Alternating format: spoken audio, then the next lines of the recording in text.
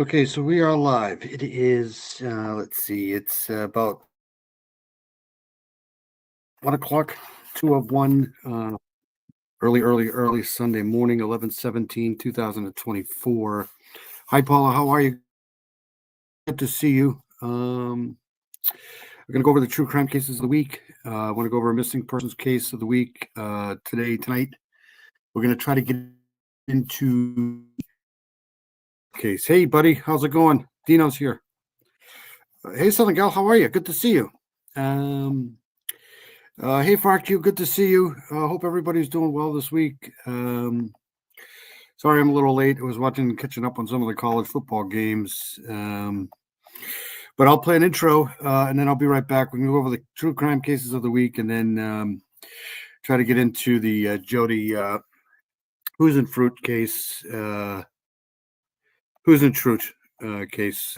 What did it say? Who's in Fruit? What the hell's wrong with me? I don't know. All right, so let me play an intro, and I'll be right back, I think. Hold on a second. Let's do this.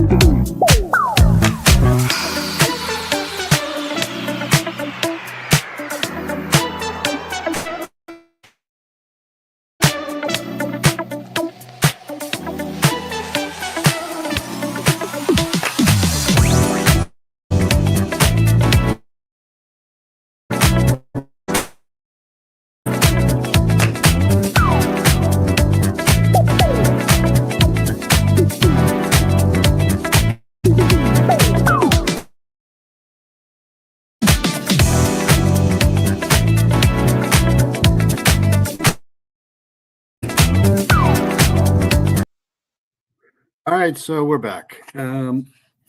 Let's see here. Hope everybody's doing well. Hope everybody had a good week. Good to see Southern Gallon here. FarQ, good to see you. Dean's in here. Who else? Paula was in here first. Paula's awesome. All right, so let's go. I just came across this week. Hope everybody's doing well. Hey, Heather Brown, how are you? Good to see you, Heather. I hope you're feeling better. It's always good to see everybody in the chat. Been a pretty quick week. Seems like I talked to you guys the other day. Get right to it, I think. I want to start out here. Hold on a second, because I just ran into this tonight.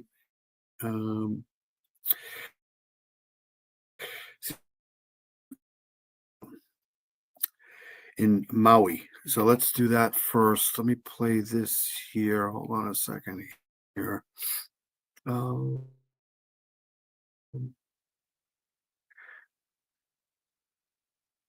right.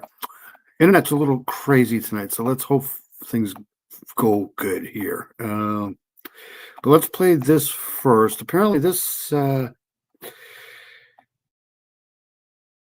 is now in LA here I don't even know about Hannah Kabayashi.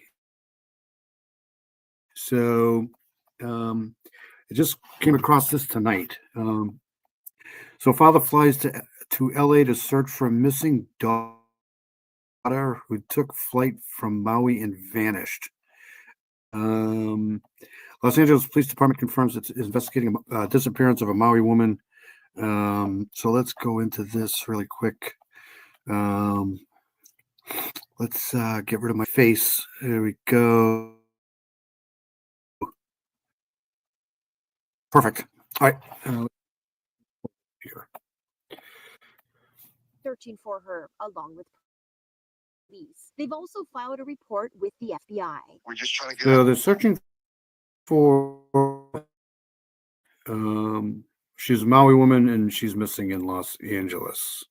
as much information as we can. Want to get the word out. Has anyone seen my daughter? Kobayashi's family tells us her ex-boyfriend was also on that flight from Maui to LAX because they booked it before they broke up. But he told them they did not sit together and did not have contact on the flight. And her family says he made his connecting flight to New York City. Kobayashi's family says he has been extremely responsive and cooperative with the investigation. A lot of worrying, a lot of confusion. Everything is just a blur, it seems. I haven't slept well since I've heard.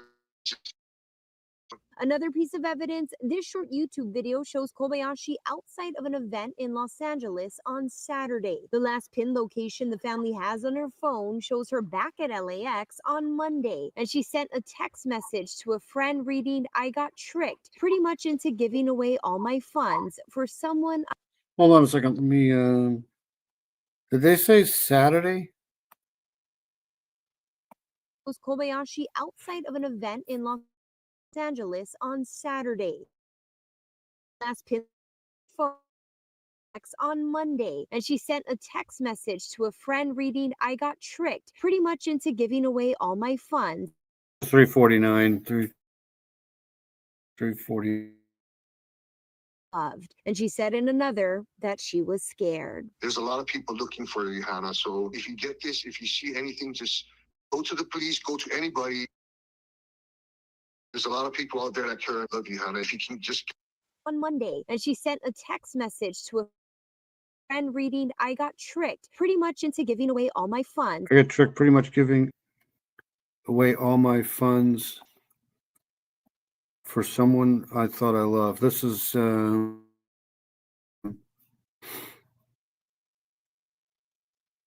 who's this talking? For someone I thought I loved. And she said in Hannah, so if you get this, if you see anything, just go to the police, go to anybody. There's a lot of people out there that care and love you, Hannah. If you can just get to somebody, whatever you can do, but just let know that you're okay. that 845-750-3. So this is her information here. Last seen November 8th, getting off of her flight at LAX. When was November 8th? 140 pounds, 31 years old, 5'10". So she's fairly tall. Missing her connecting since November 10th. So what's today? Today's the 17th. So she's been missing for 7 days, if my math is right. So this is the information here: 845-750-3006. Chelsea Davis, Hawaii News Now. All right, so let's, is this the same thing? Let's do this here.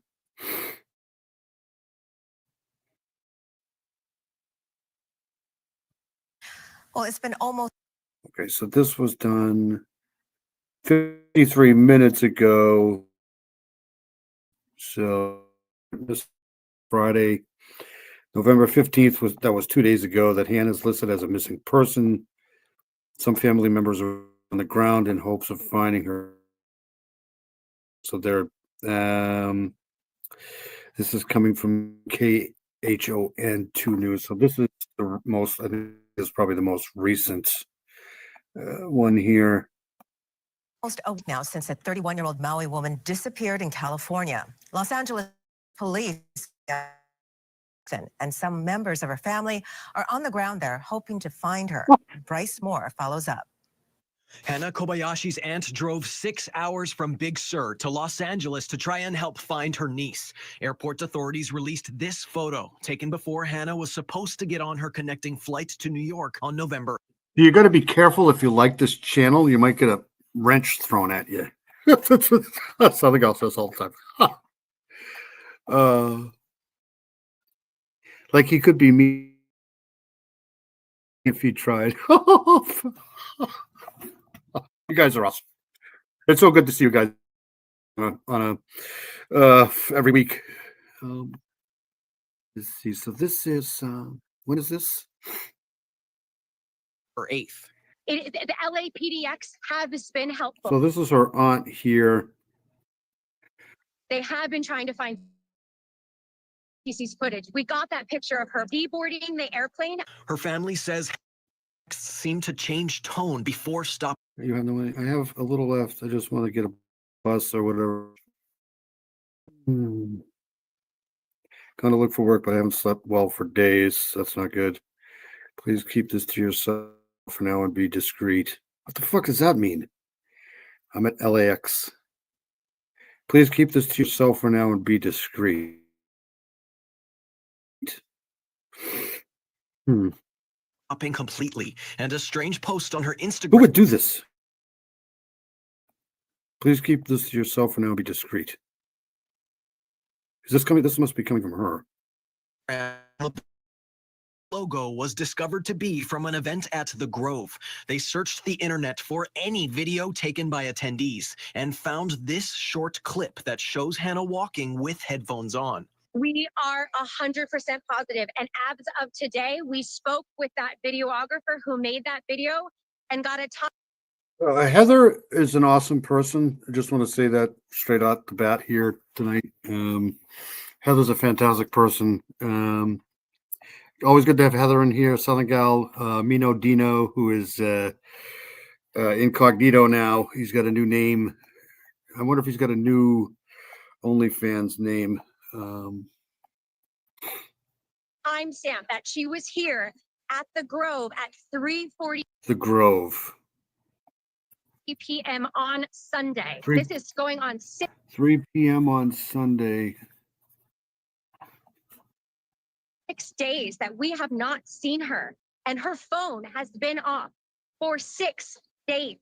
Hannah's sweet and loving and kind, and she wouldn't make any of us worry. Hannah's dad and another aunt are also in California to find her. Hannah's older sister is flying out tonight to help too, while her mom will remain in Hawaii with Hannah's baby sister, Hope. We have like a girl that we always check in, no matter if it's me, Sid, Hope, or Hannah, that it's like, okay, I'm here and I'm safe. It's not a normal behavior of hers to just complete out, because once she has her mind set on something as far as traveling, and becoming hell or high water, she's there. Bucket list, New York City items, 9/11 Memorial Museum. So she had kind of an itinerary planned out here. I don't know the event she was supposed to be attending. All day at Central Park. Shoot with Alan solo time to me. What is this? Mama with Alan photos together and make a pizza. I don't know. None of those. And that's why we are so grateful for the let's help us find our missing, niece, daughter, sister. Hannah's phone was last located at the Los Angeles International Airport on November. This is the truth of the, like, I used to be more aggressive. Age calms your ass down quick. I just see peace and love. Absolutely. I don't see anything. I might later on in the chat, I might put November 13th, 2024. So that was 4 days ago. Brown hair, brown eyes, hazel. Sorry. She was last seen at LAX airport on November 8th, 2024. And she was last contacted via phone November 9th.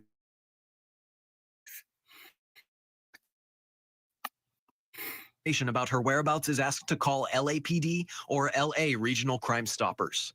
Bryce Moore, HON2 News, working for Hawaii.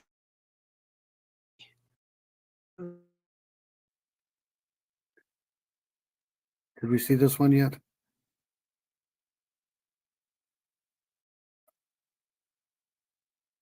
First, a Maui woman is missing and her family is desperate for answers. Third. So let's see here.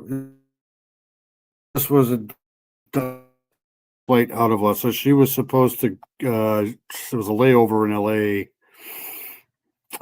She was headed to New York City. Okay. So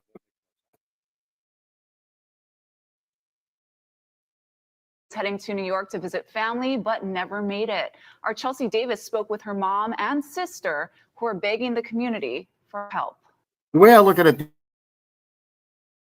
these days, I'm too old to care what people think. To be honest with you, if people don't like me, there's a line. I got way too much shit to do, way too many things to get done, and it's always good to see everybody here, though. Paula's awesome. Southern Gal is just great. Her channel is so good. I've been driving around all over the place lately, so I haven't been able to get on a lot of lives. We changed our cell phone carrier, so now I don't have very much service at night anymore like I used to. So, no. But I mean, I don't really need a cell phone at night. Who do I like? Nobody's up. So, but all right. So this is what did I say? This is a day ago here. So.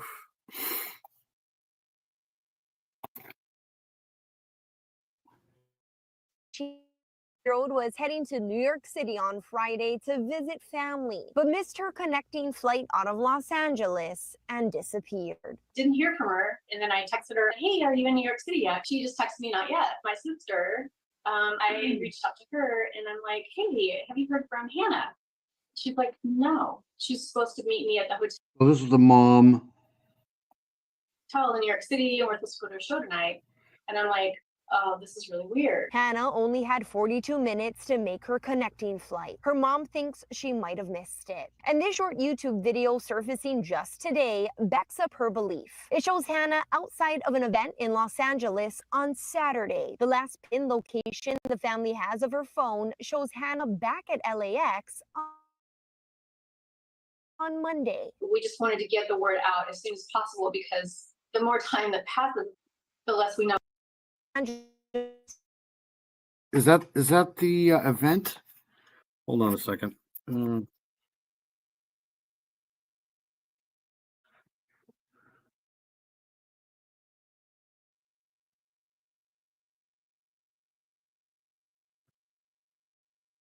Is that the girl? Hold on a second.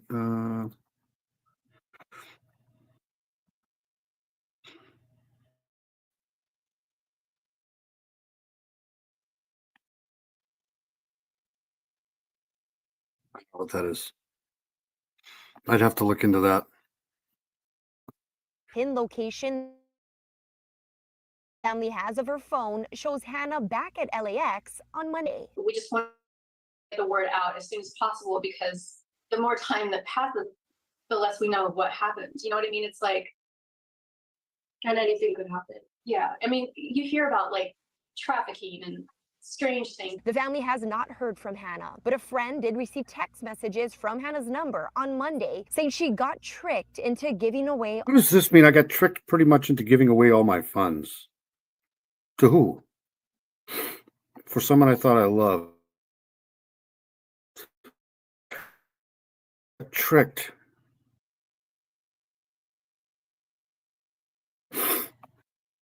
All her money for someone she loved. She heard from Hannah, at LAX. She was at LAX and she said that she was scared. I don't know. That's a good question. If there was an Amber Alert, yeah, that's red flags for sure. Is that her? I don't know who she's. That they would know if she got on the plane or not to New York, right?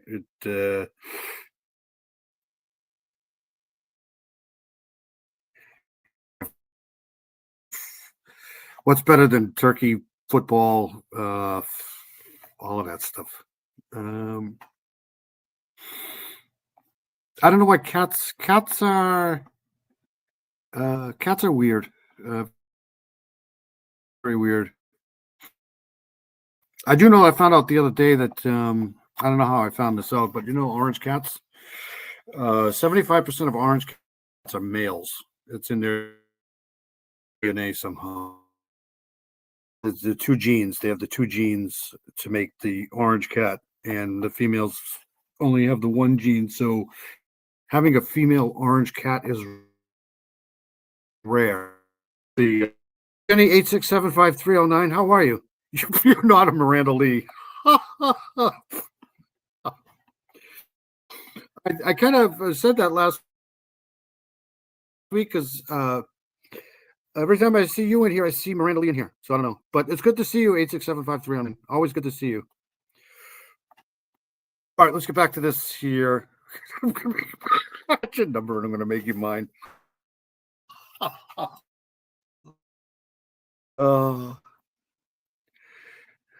She did. She texted her that she was scared and that she couldn't. I'll say the same thing that I said that people used to say to me. We're not laughing at you. We're laughing with you. LOL.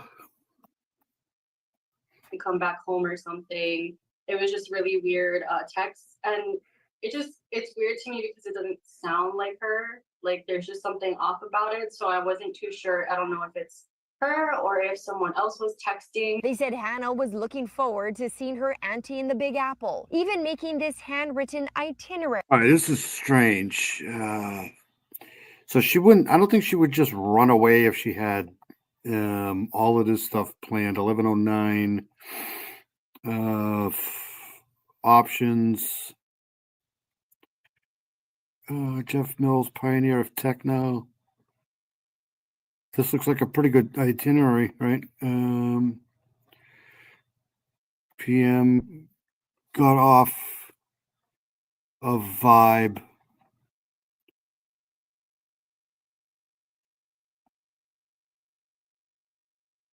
Got off of Vibe and brought bucket list items. What does that mean? 11:10 a.m. So this is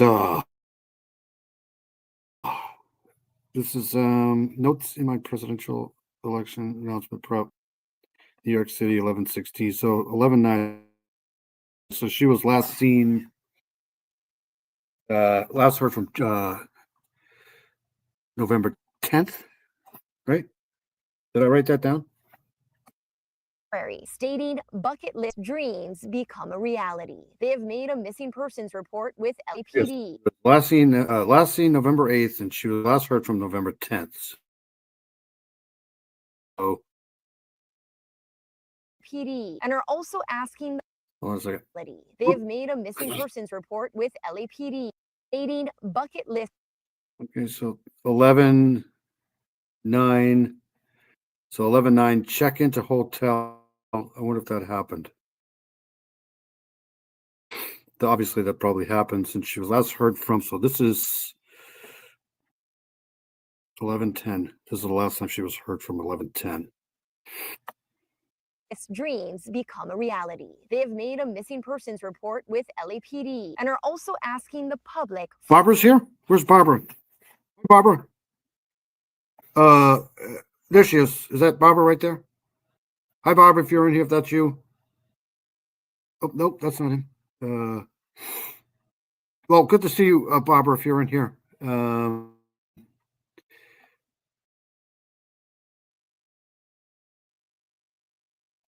Yes, we have missed you. 50-50 male and female in orange cats. That's in Australia. Well, so there you go. Hey, Jason, good to see you. You can post the if you want to post the is that still on the thing? I hope everybody's doing well. It's always good to see JCN in here. Good to see Timmy's Legacy in here. It's me. Okay, so that's you, Barbara. Okay. Good to see you, Barbara.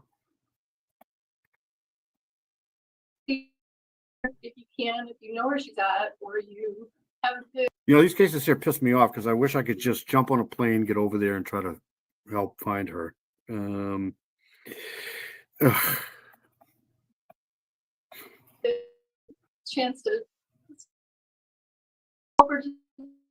C. Davis, Hawaii News Now. Well, that's the tip line. Call 845-750-3006. I should probably, I can't copy that. There another one. We'll look at one more and then, did I play that one yet?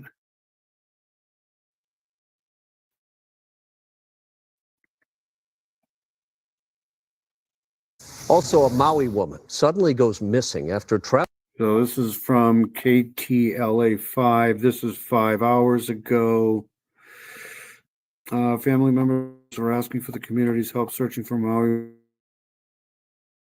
woman who missed her connecting. So we know she missed her connecting flight from LA to New York on November 10th. KTLA's Angeli, I'm not going to pronounce that. Here's from Hannah Kobayashi's aunt who flew from Miami. Hopes to find me. Okay. And trying to find out exactly what happened and why she disappeared. Hannah Kobayashi was flying from Maui to New York City with a connecting flight here at LAX. But she never made that flight, and her last texts to her family are cryptic and confusing. Angelique Hockaday is live at LAX. Well, Corinne and Rick, listen. I wonder if she had a rental car. Do you think? No, she wouldn't have had a rental car for 14. Did they say 14? It was like 14 hours. Is that what they said? And we know that we're here live at LAX, where Hannah Kobayashi, 30-year-old Hannah Kobayashi, was last seen. Her phone was last pinged to this location. That was Monday, November 11th. Has been on social media, even coming all the way from Hawaii to post flyers, hand out flyers, talk to anyone that will listen over at the Grove. Now, take a look at this. This is Hannah. According to her family, she's 5'10", 140 pounds of brown hair and freckles. Now, family members describe her as warm, grounded, and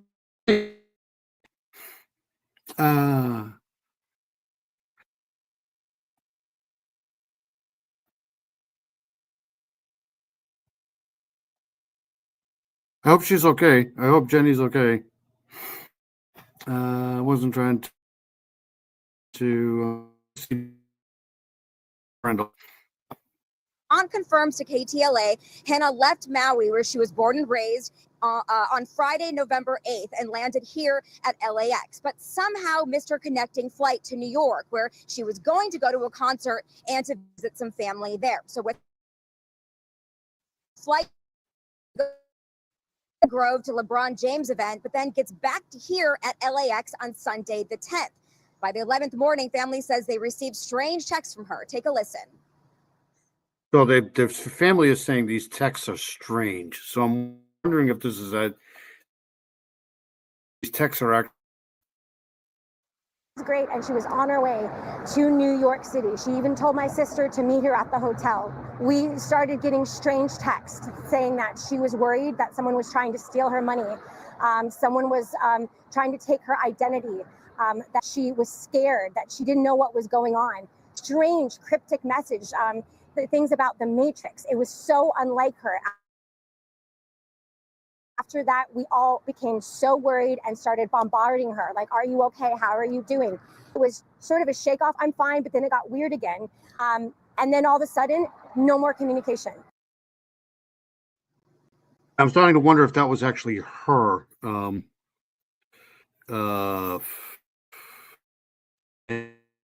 Messages there, because this just seems weird.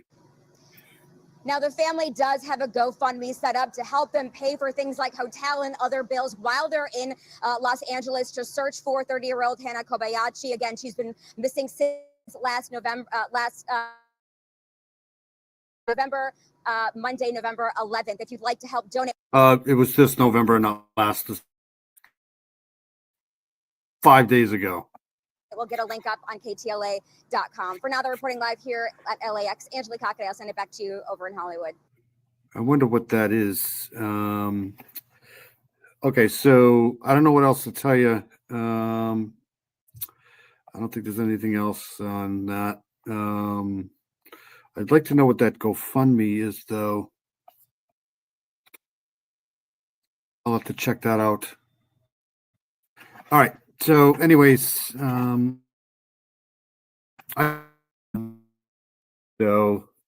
just wanted to share that. I'll keep an eye on that. It doesn't look good, though. It was someone who had her phone. Yeah, I think so too. I don't know if those probably got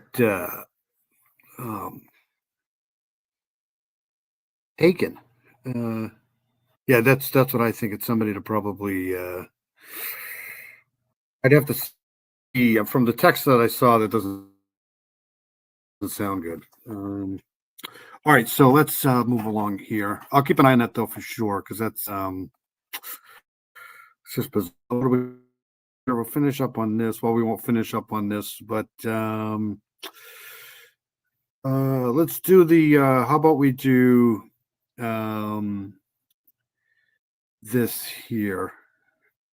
Did we do this one already?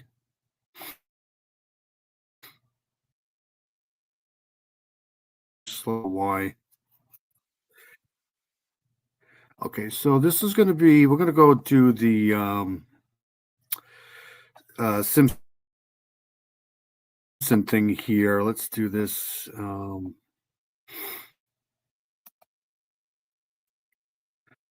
if people don't know the husband here,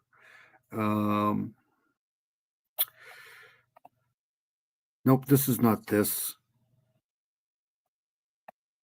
Live stream. We're talking about the very latest on the Suzanne Simpson case on Myra by Dylan Collier. Yesterday, police believe they have to charge Suzanne's husband, Brad Simpson, with murder. It filled in a lot of gaps, a lot of questions that we have had about this case, because although he has been in jail for weeks, it wasn't until that murder charge came last week that he was actually tied to investigators believe his wife's disappearance. The Texas Rangers. Let me refresh this. Welcome to a case All right, on here we go. live stream. We're talking about the very latest. Okay, so this was done 3 days ago. So Susan Clark Simpson went missing a few months ago now, October-ish. And they arrested the husband on weapons charges on an arrest warrant for her disappearance under this unaliving arrest here. So this is the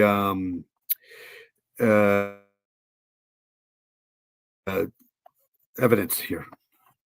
On the Suzanne Simpson case. I'm Myra Arthur, joined here by Dylan Collier. Yesterday, we got this arrest warrant detailing the evidence that police believe they had. It filled in a lot of gaps, a lot of questions that we have had about this case, because although he has been in jail for weeks, it wasn't until that murder charge came last week. I wonder if they found that phone yet, though. That's a good question, because it's the good news sometimes about criminals. They're stupid. They bring phones with them. That's so weird. You would think that would be an easy thing to do, is to track that phone. Week that he was actually tied to, investigators believe, his wife's disappearance. The Texas Rangers, Olmos Park Police, even the FBI, which we weren't aware of until this warrant was released, together from the late evening of October 6th until now, quite frankly. I mean, there's been developments in this case over just the last couple of weeks. And they did a pretty good job of recovering surveillance video, everything from license plate readers to surveillance.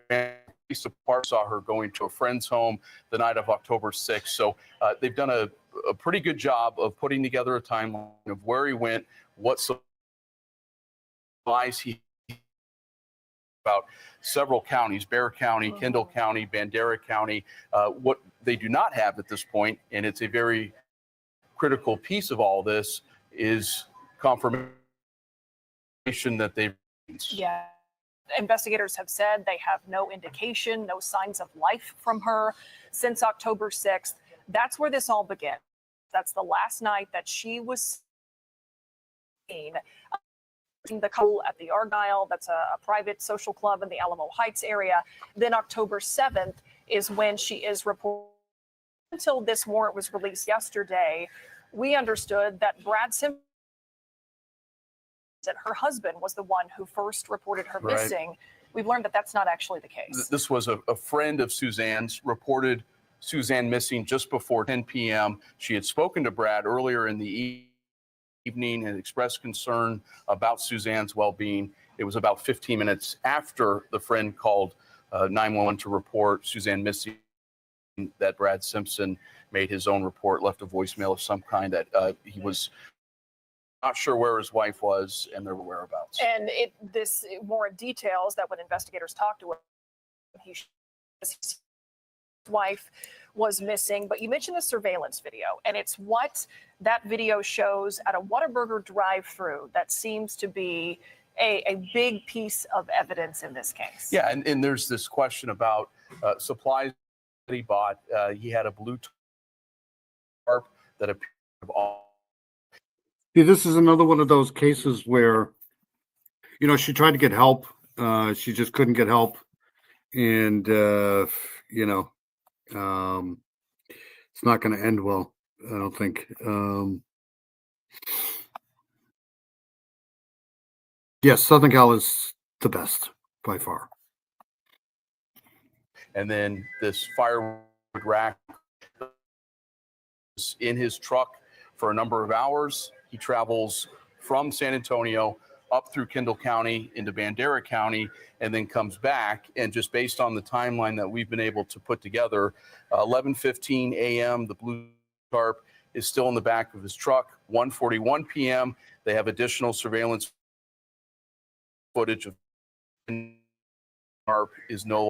This case, other than the tranquilizer, is fairly similar to the Susan Morphew case. Because everybody knows it's this guy, right? I mean, longer there. So I think that's a very critical piece of this timeline. 11:15 a.m. to 1:41 p.m. He appears to have been in Bandera County at that point. The tarp was with him when he went up there. It was. Yeah, there's a lot of strange things in this case here, but she was she's another one of these domestic violence cases that just went awry here. She just couldn't get any help. He's not with him when he came back. We know that this says using phone records, investigators saw that he was turning his phone on and off at some point. Lockdown mode, they call it. Yeah. Lockdown mode, yeah. So it's that gap in that timeline on October. He had these weird things on his device, which I think they're having a hard time unlocking his. These people think of everything. October 7th from 11:15 a.m. to 1:41 p.m. We don't know what happened there. The time that blue tarp was seen, 1:41, it was no longer in the truck. No longer in the truck. So that gives you a little over 2 hours in a rural Texas county. Very important that at some point investigators piece together what occurred between 11:15. Okay. Big questions, not only about where Suzanne Simpson's remains are, but what is this new information? What does this evidence now do for the prosecution and both the defense of this case? So we're going to bring in somebody to talk about that. We have Marissa Giovanco joining us here in the newsroom for this live stream. Former prosecutor, current defense attorney. We appreciate you being here. Of course. So let's talk about your reaction to this information. What do you think it does for the prosecution of a case like this? There's a lot of facts that police were able to uncover that are what happened circumstantial evidence is big in a trial. It leads I got to try to get this arrest warrant here. to suspicion, right? We're all thinking this doesn't sound good. So that will be big. So affidavit reveals details of Susan Simpson's disappearance and Brad Simpson's whereabouts after. So I'll have to get this. I'll have to download this. Improving this case without the body of Suzanne. Mentioned the section of the warrant that's out the personal banker at Frost Bank, and the for murder may not necessarily be something that we see if this goes to trial. Why is that? Correct. So an affidavit for an arrest warrant is hearsay. It's based on the officer's statements, in paper or on paper. Is that like a secret language here? Dino, not trying to be meano, but did you happen to get a charge over your phone? What the fuck?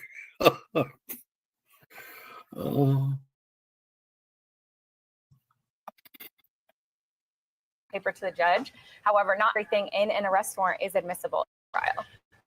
You're referring to is some of the testimony from that banker, Suzanne. So the problem here is they haven't found her yet, and they're pretty sure. I'm pretty sure law enforcement that this guy here has something to do with it. He had trash bags, bulky item wrapped in a tarp after wife Suzanne Simpson's personal banker. She told her sometime back in August of this. Is this a toupee here, you think? That's what I'm thinking. Year that she was a victim of abuse, that Brad Simpson, she said, would repeatedly take her phone away. Happened to her. Go look for her in a lake. That is chilling to hear that happened. That conversation happened months ago, and then fast forward to October 6th, the last time she's seen. But you're saying that doesn't necessarily mean that evidence would ever make it to a trial. Suzanne Simpson's personal banker, she told her sometime back in August of this year that she was a victim of abuse, that Brad Simpson, she said, would repeatedly take her cell phone away from her, and that if something were to happen to her, go look for her in a lake.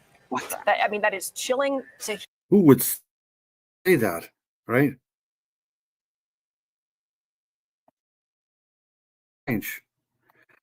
Go look for me in a lake.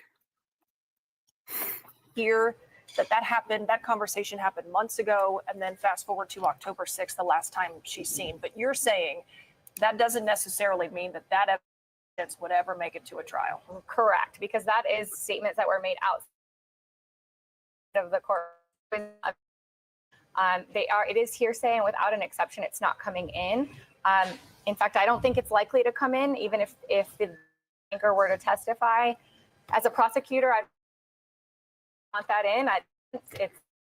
However, I don't know that it comes in.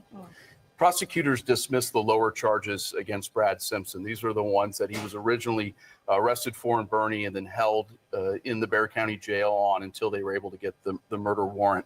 Why would they take that step? Is it so they can focus more on just the murder case, or why set the smaller charges aside? Sure. So I think possibly something that comes into play is that there's a timeline. When someone is in custody, they have 90 days to indict. I'm a cheap date. This is my Saturday night date. You guys are all awesome. Them with the charges they're in custody on, or they could be released. He has been in custody for some time, and now. Who does that? Who doesn't let somebody have a cell phone? That's so weird. We all started out there. Hey, Doodlebrook, how are you? Good to see you. That's another one. Doodlebrook, right? I like everything, and I try to share everything that you put out there.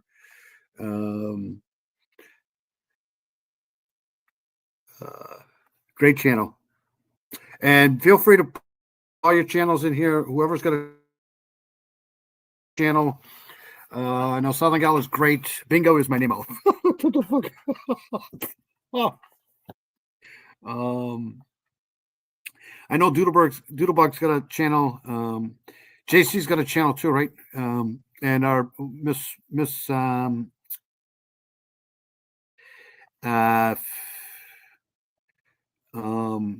where'd you go?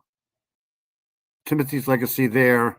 Timmy's Legacy there. Barbara Hall's got a great channel. She's a great person. Fantastic, wonderful person. Like I said, it's good to see everybody in here, but don't forget to put as we possibly can, because we're all about trying to find answers for people. They've got a new charge, so that clock will start over on the new charge. So that buys them some more time. That's a possibility. They also can put the lower charges, combine them in the same indictment, the same charging document as the murder charge. They have time. So That's fantastic. All right, I'm going to try to play this one here. This was done 2 days ago. This is coming from Ken's 5 Santa. This is right out of San Antonio here. Now at 10, the race against time. Investigated. Meantime, So this was done 2 days ago. Former prosecutor and current defense attorney Nicola Hood. Well, not all the evidence the DA has laid out, and let's say that all the time.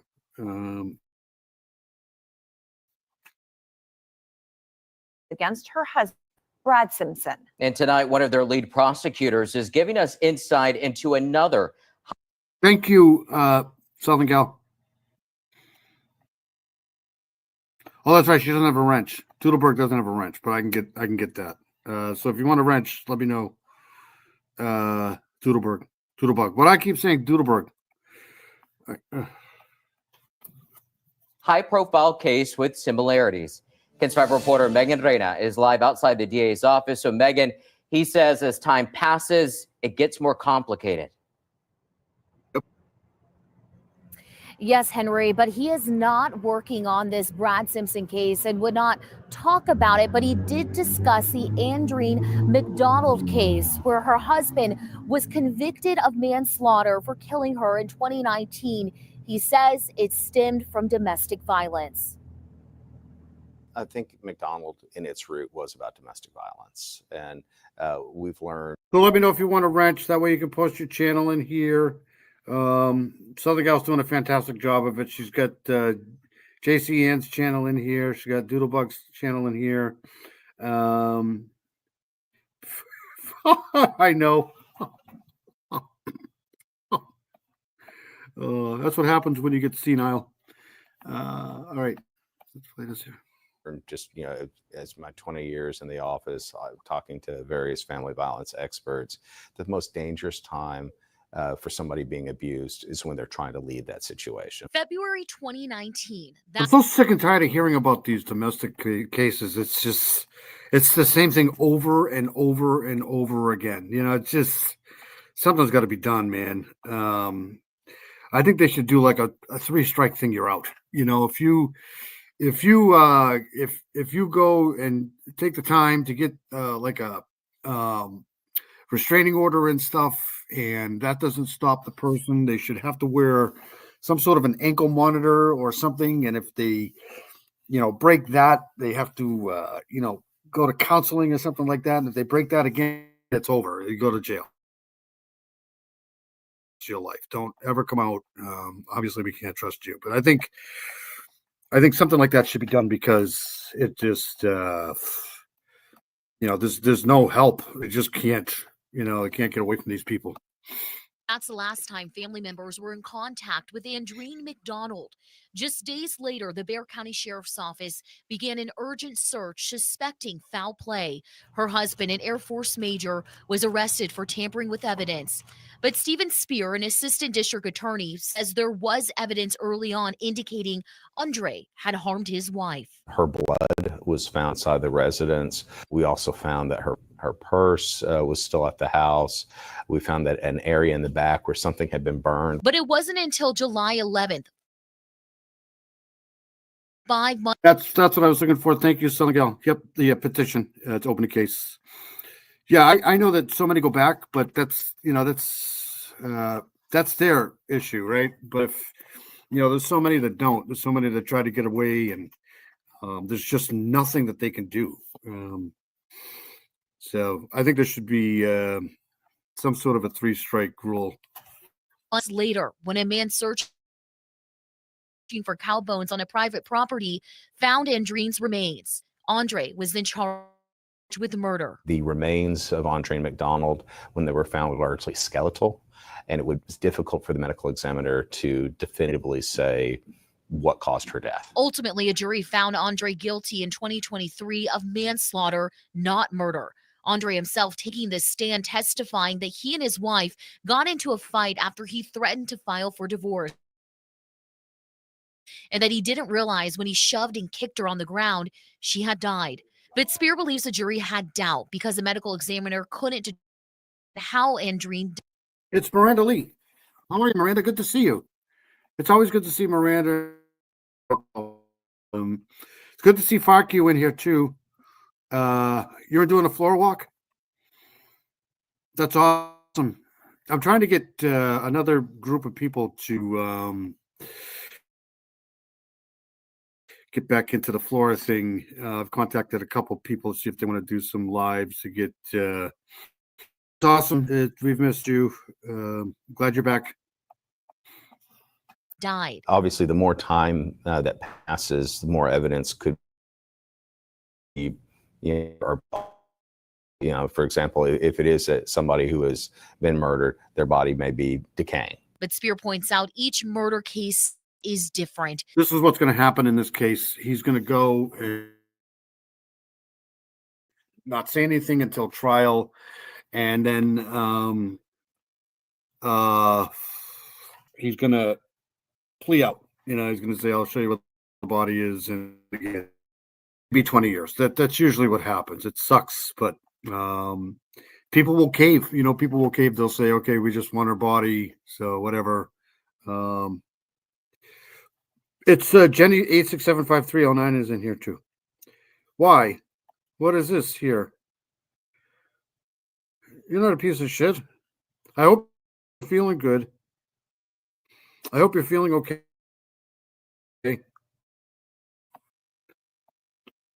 Right now, the district attorney believes they have probable cause that Brad Simpson killed his wife, Suzanne. Spear says even if they don't have a body or know how Suzanne died, with enough circumstantial evidence, they can still bring the case before a jury. I think sometimes people hear the word circumstantial and it almost has a negative connotation to it. The great majority of all cases proven throughout criminal law are circumstantial cases. And when I did ask about the Simpson case, he had a simple answer. As in any one of our cases, that we're always seeking justice for our victims. And according to online records, just today, Brad's public defender filed a motion for an examination trial, meaning he wants a judge to go over the evidence they have so far to see if it's enough to go before. We love Miranda Lee here. We love everybody here.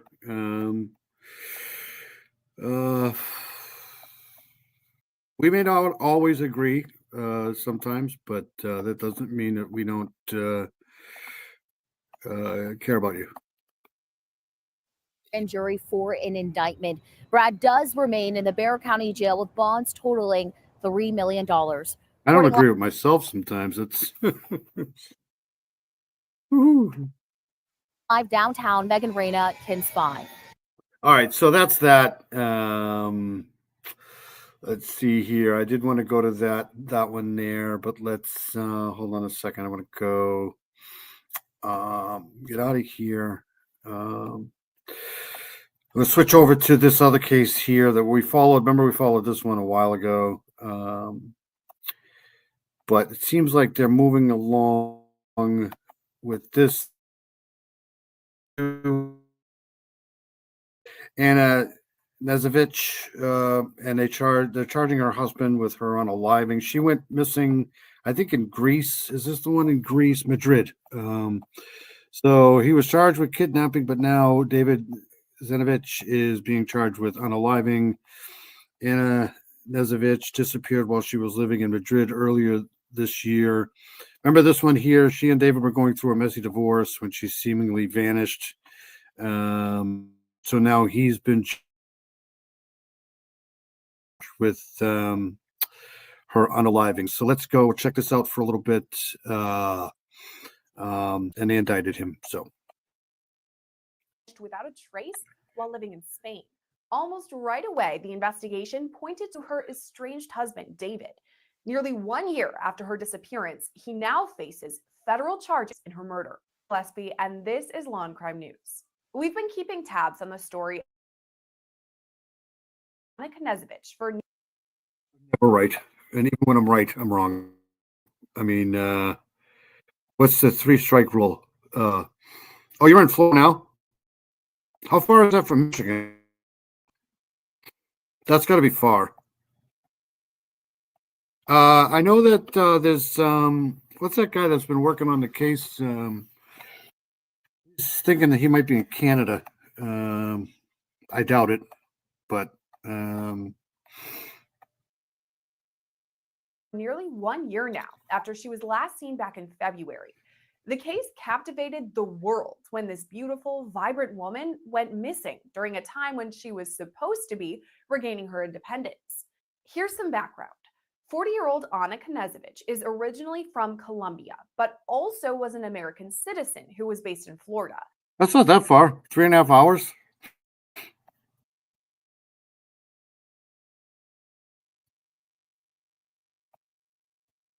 At the time of her disappearance, she was living in Madrid, Spain, though, as she was in the midst of a messy divorce with her husband, 36-year-old David Knezevich.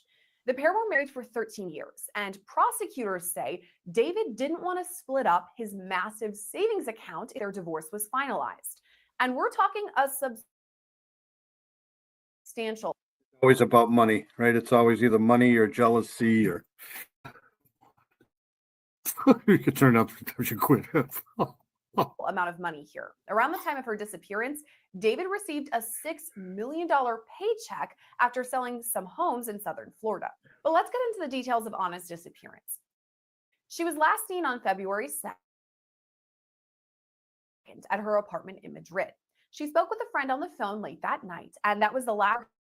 On February 3rd, 2 of Anna's friends received a weird message coming from Anna's phone. One of those friends was Sana Ramo. I spoke to her that Friday, and then the next day, on the 3rd in the afternoon, I received those very strange messages that she had met a man on the street and she was going to go to his summer house, and it was outspoken since Anna disappeared, even appearing on our show multiple times. She also shared a screenshot of that message she received from Anna's phone after she went. I don't know what the hell's going on with my internet tonight. I met someone wonderful. He has a summer house about 2 hours. So this is Saturday, February 3rd. Signal is spotty. Call you when you get back. Yesterday after therapy, I needed a walk, and he approached me on the street. In part quote, I met someone wonderful. He has a summer house about 2 hours from Madrid. We're going there now, and I will spend a few days there. Body, I'll call you when I get back. Sana says this seemed off to her. She out of character for Anna to cancel plans like that. So on February 4th, a wellness check was performed at Anna's Madrid apartment, but firefighters came up empty-handed. She wasn't in the apartment, and it had been locked from the outside. Even though everything appeared to be in place at Anna's apartment, Spanish investigators still felt something was off and soon found some. Yes, we're very excited for you. 20 minutes from GH. He's in, I thought he was in Washington.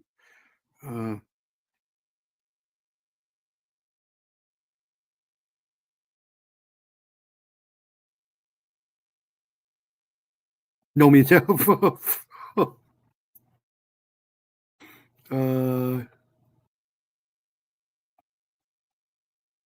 Yep. Suspicious activity the night she was last seen.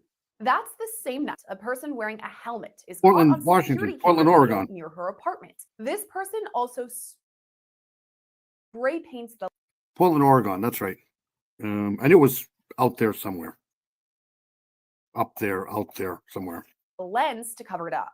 The U.S. Attorney's Office has released a picture of this showing the suspect, and they say it's David Knezevich, her estranged husband. They also say this same person, believed to be David, is caught on other security camera video too, buying duct tape and the same brand of paint used to cover up those cameras. Hey, a lot of you watching this might be business owners or even thinking about starting your own side hustle. I was in his home country of Serbia, saying he was in Fort Lauderdale that day. His phone told a different story than that because it pinged in Madrid the last day Ana was seen. There's more incriminating evidence against David too. The feds say it was David who wrote up the strange text from Ana's phone that was sent to her friends and family. Allegedly, David met a Colombian woman on a dating app and asked her to translate the message to some of her friends who spoke Spanish. On top of all of this, the FBI says David rented a car in Serbia and returned it with almost 5,000 more miles on it and tinted windows. Spanish authorities say they saw a similar vehicle with stolen license plates in the area of Ana's disappearance, but they couldn't determine who the driver was because of these tinted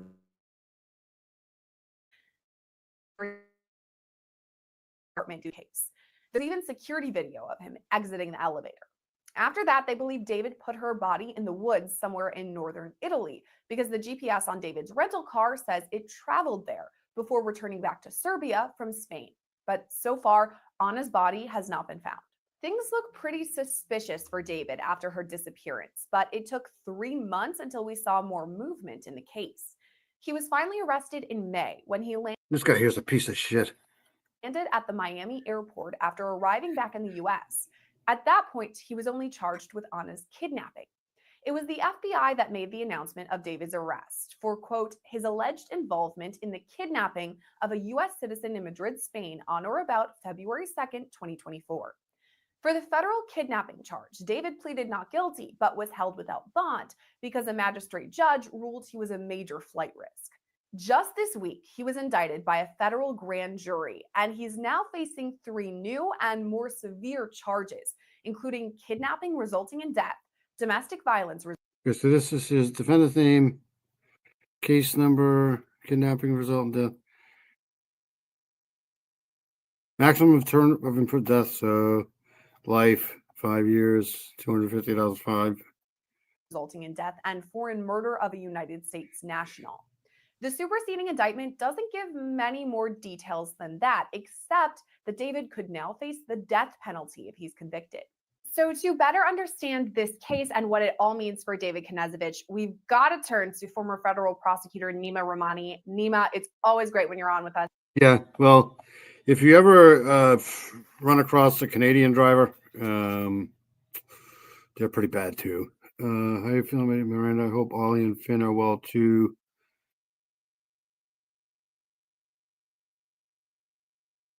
Yeah, they're painful. Thank you for joining us. Oh, thanks for having me, Sierra. So the reason I wanted to talk to you specifically today is because you have a history as a federal prosecutor, and obviously the case is a federal I am definitely benign. one. My question, and I'm sure the question for anyone following this case, is what took so long? Why now was he charged with murder when there isn't seemingly any new evidence? That could be the dumbest question ever asked when it comes to stuff like this. But, you know, I guess it's got to be asked. I don't know. Challenging when you're dealing with federal murder cases. Obviously, if there's an act of terrorism or something on a federal base or a federal building, then it ends up being a federal crime. But when you're dealing with these murders abroad, murders of U.S. citizens, they can be challenged. Yeah, there's terrible drivers everywhere. I agree with that. It just seems like most of them come with Quebec plates. I don't know. It's, in cases because, of course, you don't have the FBI working in Spain or other countries in the world. You don't have the law enforcement presence that we have here in the United States, both local, state, and federal. So you really have to rely on police officers and diplomacy in other countries to get the evidence that you need to pursue a case like this. So I took a look at the superseding indictment, and honestly, it seemed a little bare to me. The complaints from a couple months ago had a few more details, but this new paperwork doesn't really seem to have much. So is it possible that they have some more info, they're just not letting us know about it? I think so. Sometimes you'll have a speaking indictment that has lots of information. Sometimes it'll even have pictures in the indictment. That's an indictment for public consumption. Oftentimes you'll have a bare bones indictment like this, and any evidence that prosecutors have, they have to provide it during discovery to the defense, but we're not going to know what it is until the trial starts. So let's talk about the charges now. They seem to make sense to me. I mean, count one, kidnapping resulting Are you feeling better, Miranda?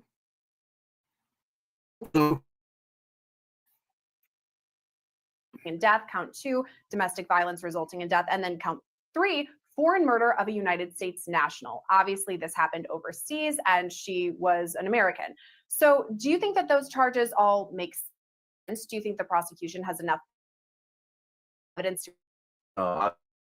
Speaks for itself, but apparently you have this history of violence, domestic violence, and when you have duct tape and individuals being restrained and moved, that's kidnapping. Really, the only question in this case is, obviously, we're going to have a new president and a new attorney general.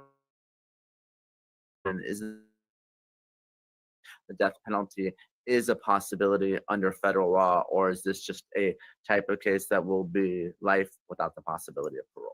I'm glad that you brought that up, the potential of death penalty, because one thing that was in this new indictment was the potential sentences. One was life, and then the others could be death, which is a huge thing to.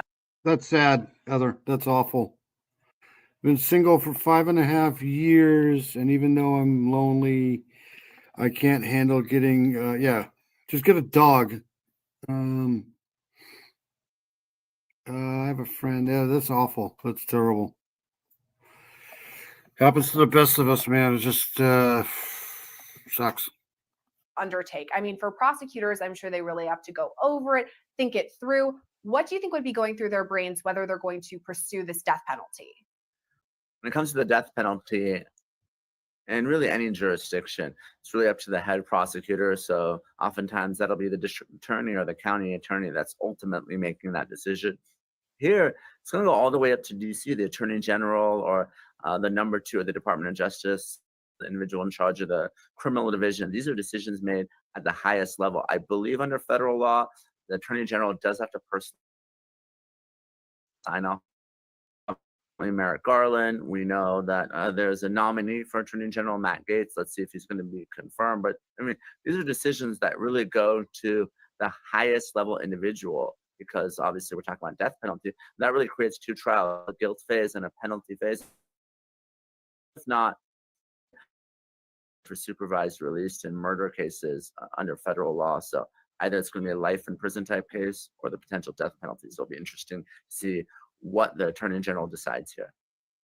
Yeah, that's something we'll definitely want to keep an eye on, which way they kind of decide to go. But as far as evidence, incriminating evidence against David Knežević, I mean, the list could go on and on. There's a person who looks a lot like him on security camera video, spray painting it right around Anna's apartment, or the car he rented suddenly ended up with tinted windows. It happens to the best of people. I've seen some really smart people get caught up in stuff like that. And once you get caught up in, I was an alcoholic for years. So I know, but there's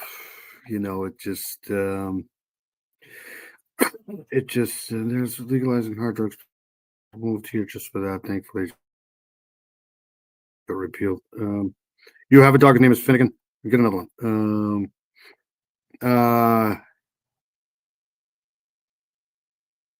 Okay. I don't want to live with anyone. I don't want anyone controlling me. I'd like someone to cuddle with and someone to go.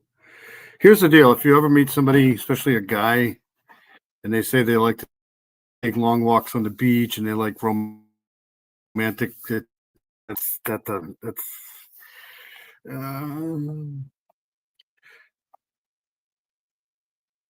I'm so relieved to be in here. I need a white flag to wave as I enter chats. People have been incredibly angry of late.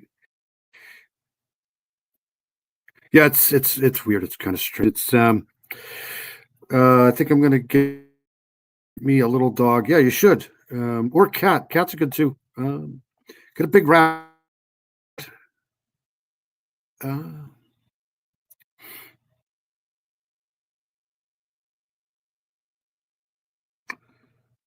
That's it. Yeah, I don't blame you. Windows, I mean, those things are pretty incriminating to me. There's a long list, but a lot of them are circumstantial. So does that work? To have bits and pieces, it can be challenging, but when you have a lot of circumstantial evidence like you have here, I think it ends up being a strong case. So, I mean, you touched upon some of it, right? We've all seen the video of what appears to be David, the defendant, buying the spray paint. The thing is, in a circumstantial case, it's a little different when you're talking about domestic like this, right? Because, domestic cases, I think, are a little bit different because you have actually a lot of evidence that, points to spouse or somebody close to that person who's probably, involved.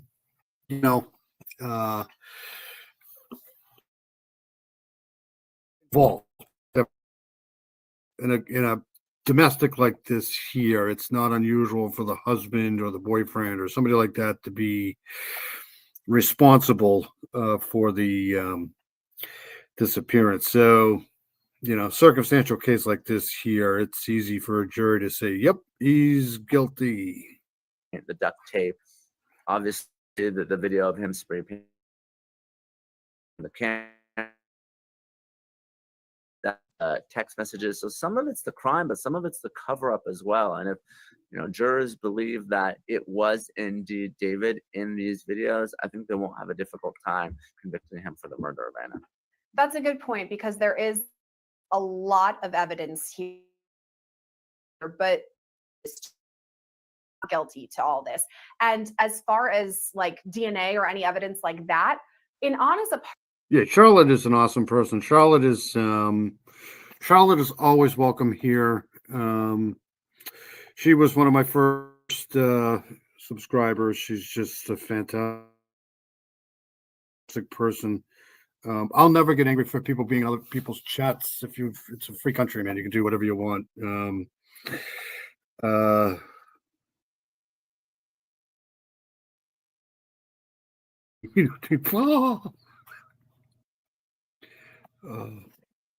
Apartment, there was no blood found. There was no sign of forced entry. Actually, to go inside, it was firefighters who had to break down the door and get in. So it looked kind of like a clean area, but prosecutors believe that she could have been killed there. So in that, I used to listen to Gray Hughes at night when I was driving, but his chat is it'd fall asleep. It's it's not like Southern Gal is awesome. Steve is awesome. Steven is a Monday morning.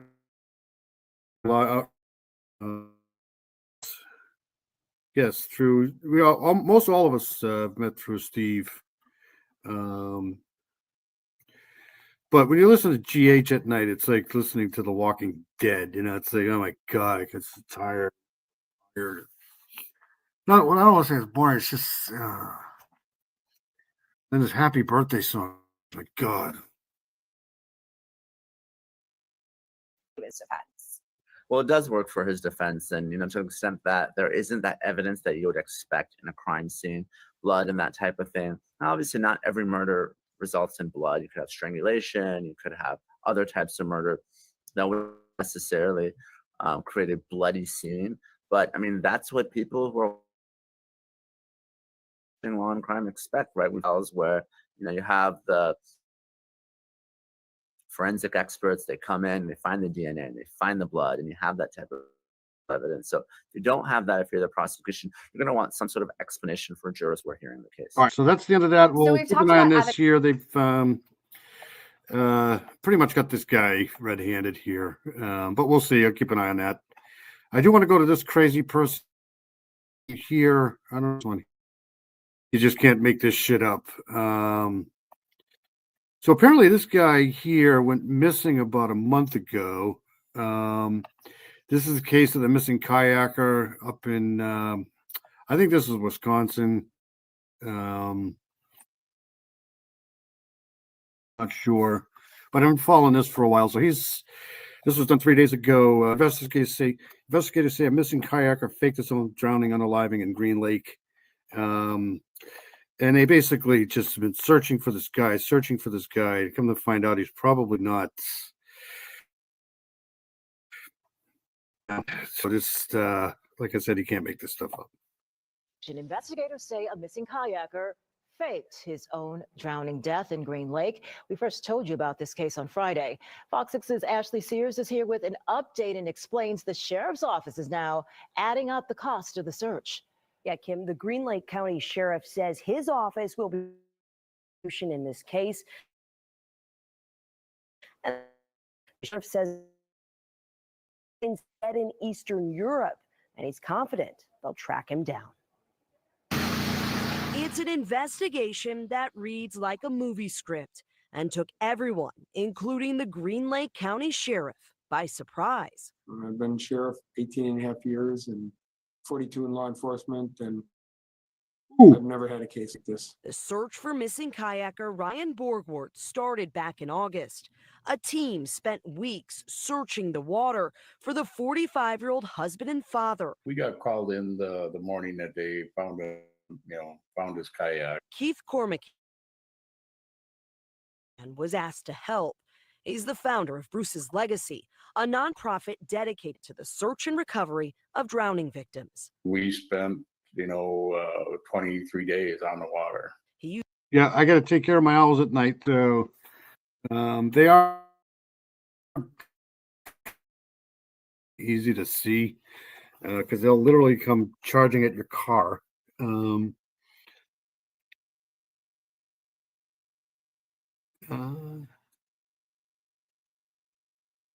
F that guy, yeah, absolutely.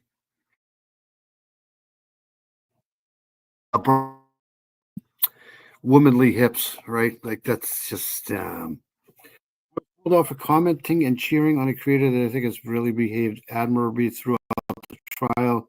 Now I'm the worst person. It's such nonsense. It's sick. It's a sick. It's just it's social media, man. It's just what.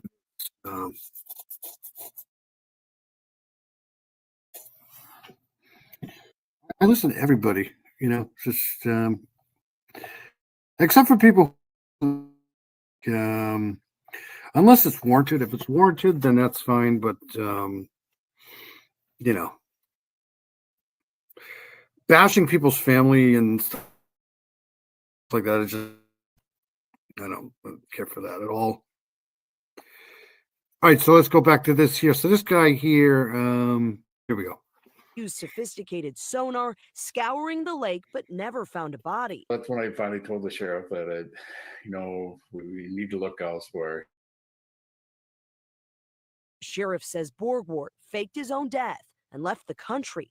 Investigators finding the Watertown man obtained a second passport, cleared his hard drives, and changed his banking information the day he disappeared, saying he'd been in contact with a He took out a $750,000 life insurance policy and then faked his own unaliving to fly to, I think it was Uzbekistan, to be with some Eastern European woman, and then basically just start a new life without his family. So weird. These people are so bizarre. Woman in Uzbekistan. He's in Eastern Europe. We don't know An update on the case. the amount of hours that we put in. We're tallying that up, and yeah, we're gonna seek restitution. Right? I saw the guy, this guy. How do you do? Like, you wake up one day and say, how am I going to fuck up my life as much as possible? Let's do this, right? Let's fake our death. Oh, this is so weird. People are so dumb. Ugh. getting help from other agencies, including the FBI. Confident Borgward won't be I'll say one thing, this guy better be dead, right? If he's not dead and they find him, he's going to have a lot of explaining to do, man. missing forever. Where we've been and where we're at today, we'll find him. The sheriff's office says they've gotten about a dozen tips related to this case, including one involving a TikTok video with a man who looks like Borgward saying he's considering going to Uzbekistan. The sheriff says investigators reviewed the social media video. Yeah, when you get older in life, the older you get, you realize that certain things are just not as important as they used to be, you know. Everybody needs a little bit of love and stuff like that, but you know, when you start losing family, when you start losing people that you really care about, it's makes it a little bit more. I've met a lot of assholes in my life, literally, but I've met a lot of good people too. And you'd be surprised how many good people come and go. And concluded it is not him. And they are in touch with the creator of the video. The sheriff's office is information. Ben. Such a wild story. Just feel for the 3 kids and the wife here at home. All right, Ash, thanks. Just the most bizarre thing. Can't make this stuff up. It's all right, let's play this one here. This was done 3 days ago, so let's try to find something a little bit closer to home here. Let's do this one here.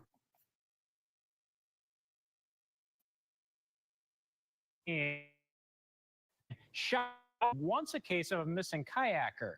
After 54 days of searching Green Lake, authorities now believe that man is alive and potentially out of the country. Our Josh Cavender brings us. We started with Customs, Homeland Security, FBI, Wisconsin Department, and my staff. After dozens of dives into Green Lake searching for 44-year-old Ryan Borgward, authorities say they found evidence that leads them to believe that he faked his own death. Searching for Borgward began on August 12th after not returning from a kayaking trip on Green Lake. Authorities recovered various items belonging to him during their search, including his kayak and a fishing rod. So we continued our search throughout, and it continued through.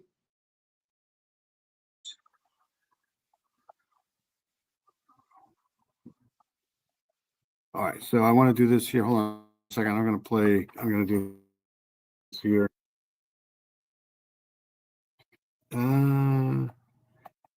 So this is Green Lake here. This is in Wisconsin here.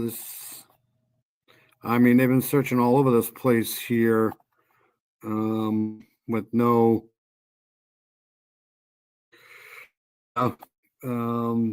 so it's not like they haven't been trying, but I think they're pretty sure now that this guy here. So let's take some pictures here.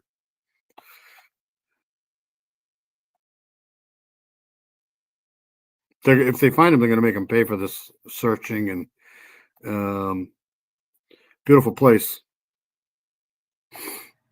You know, there's a dam right there. So look at this. This is beautiful.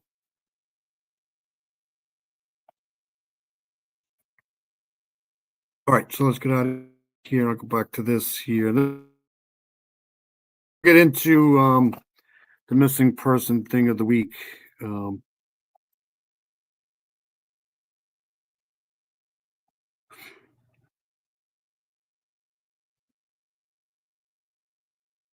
Duration of this, I had been on the water for actually 3 days. I had about probably 8 to 10 days of just reviewing the data. Of Cormican raised concerns to the sheriff's department when he did not find any evidence of Borgwart underwater. Investigators then discovered Borgwart had a second passport, a hard drive, and cleared his browsers the day he disappeared. They also found the married father of three made inquiries about moving funds to foreign banks, changed his email address associated with financial accounts, and was communicating with a woman believed to be from Uzbekistan. Investigators also determined he took out a new $300 life insurance policy. I speculate, fairly early on, if he was there. I've never had this happen before, so that's why we kept going. Due to these discoveries of the new evidence, we were sure that Ryan was not in our lake. Authorities tell Fox 11 they don't know exactly where Borgwart is. The sheriff says the number one goal is to find Borgwart, but also recover the cost taxpayers funded searching for him. Contact us or contact your family. In Green. Who's an idiot?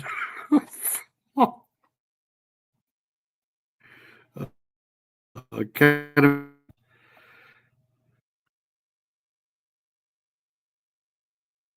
I knew a lady that had it 3 times a week. Yeah. It's terrible.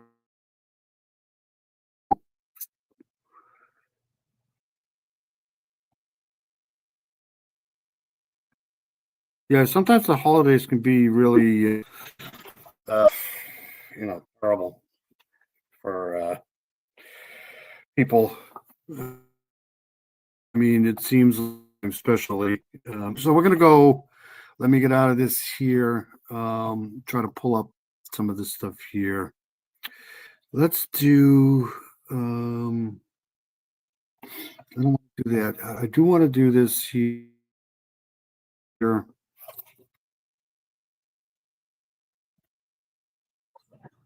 Shut up. Well, we'll do this first, and then I'll pull up all the Jody Who's in Truth stuff here. All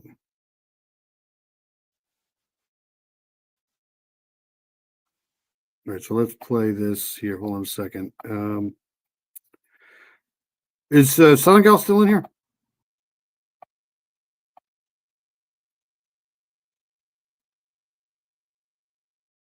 All right, so this guy here, Brian Kohlberger's lawyers challenged DNA evidence in the murder trial. They're trying to get this guy out of the unaliving penalty here, but I don't think they're going to do it. It's so weird how they're trying to trying to get this evidence squashed here, just like they did in the Delphi thing with a Frank's motion.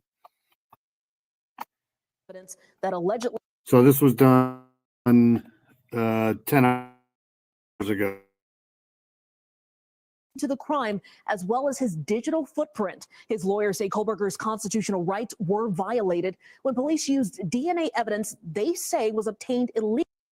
I'm going to start right after this here. I'm going to start going over the Jody Husen thing. Let me know.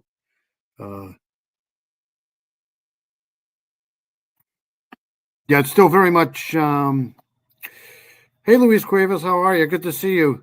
Luis is in here.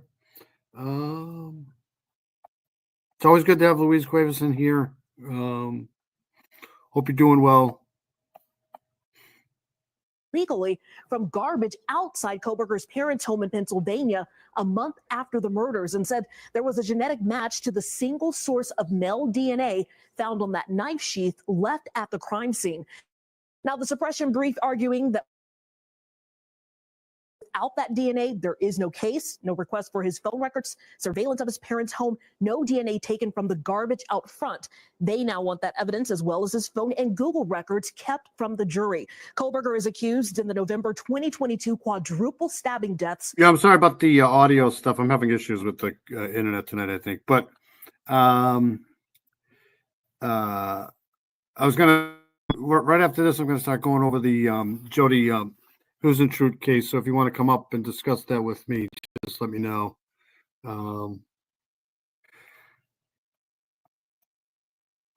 of University of Idaho students Kaylee Gonzalez, Maddie Mogan, Ethan Chapin, and Xana Crono. At the time, at nearby Washington State University, a judge entered a not guilty plea on Kohberger's behalf. Prosecutors have until December 6th to respond. A hearing is scheduled in January to address this latest legal battle. Now, Kohberger's defense was successful in getting the trial moved from Moscow, where the murders occurred, to a county with a larger jury pool. They are also fighting to take the death penalty off. We are awaiting a judge's decision on that motion. Guys. All right, Dana, thank you so much. Laura, you know this case incredibly. No, they didn't. It's part of what's making this case so unusual and how they found him. Remember, they found what they believed to be his DNA on the knife sheath that was found next to one of the victims, but they never actually found the murder weapon, the knife. And so they used public genealogy databases, which is what's so controversial here. And the law is sort of untested in this area, and it's part of what he's using to challenge the evidence and try to get it thrown out. So it'll be interesting to see what the judge does with that, since it's this area of the law that's still undergoing some testing. So many interesting things that have come out of this case. And so many people watching this case. Yes. Exactly. Big draw. Hey, thanks for watching. All right, so let's do this one here real quick.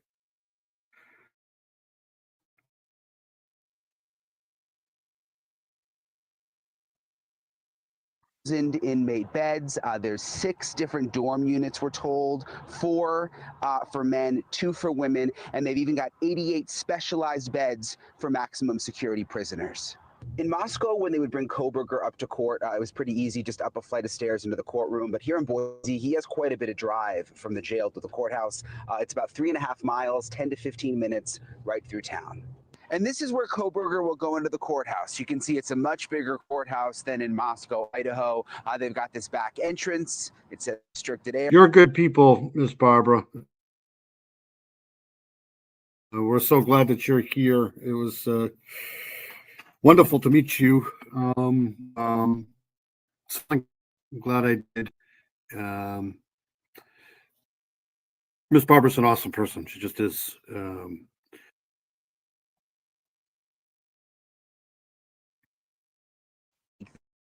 On that driveway into that garage, and Kohberger will go inside without anyone even noticing. And that brings me to Larry Levine, because when I want to know anything about jail or prison, he is my go-to guy. Larry spent 10 years in federal custody in 11 different facilities, and now he runs Wall Street Prison Consultants. Hello, sir, on this Friday night. Thank you for being on.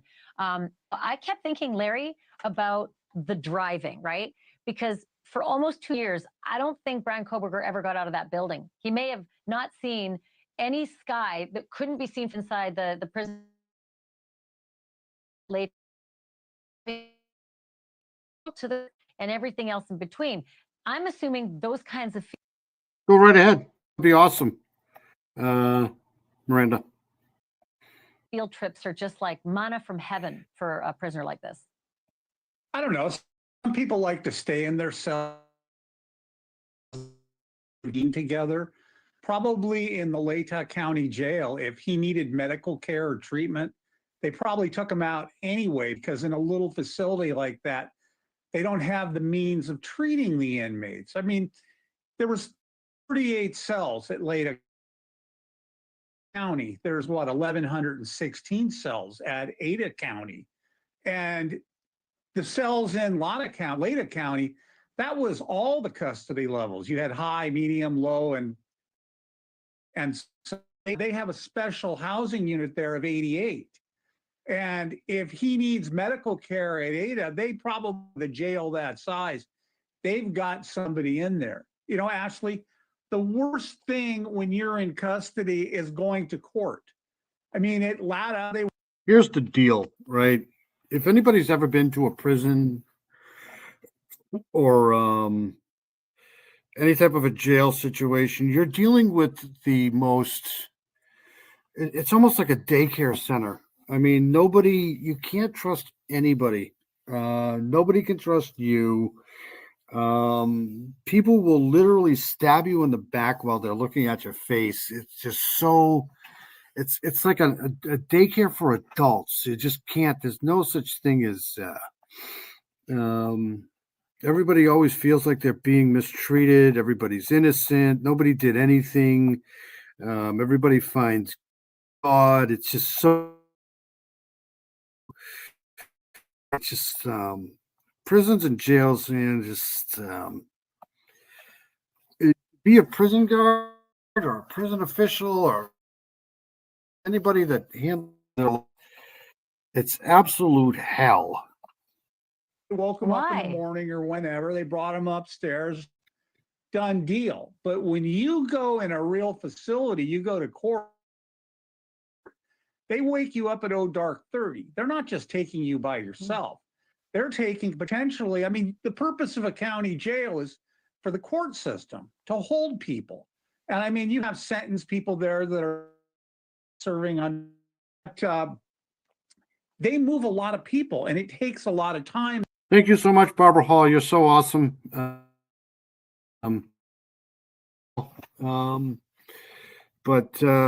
you know, it's always good to have you guys here in the chat. You know, me, both ways, like it really, it's like I said when I started this channel here. I know I'm probably going to sound like a broken record, but I'm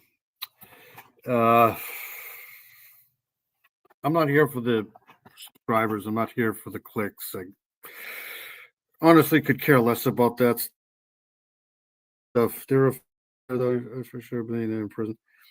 Yeah, I went a long time ago for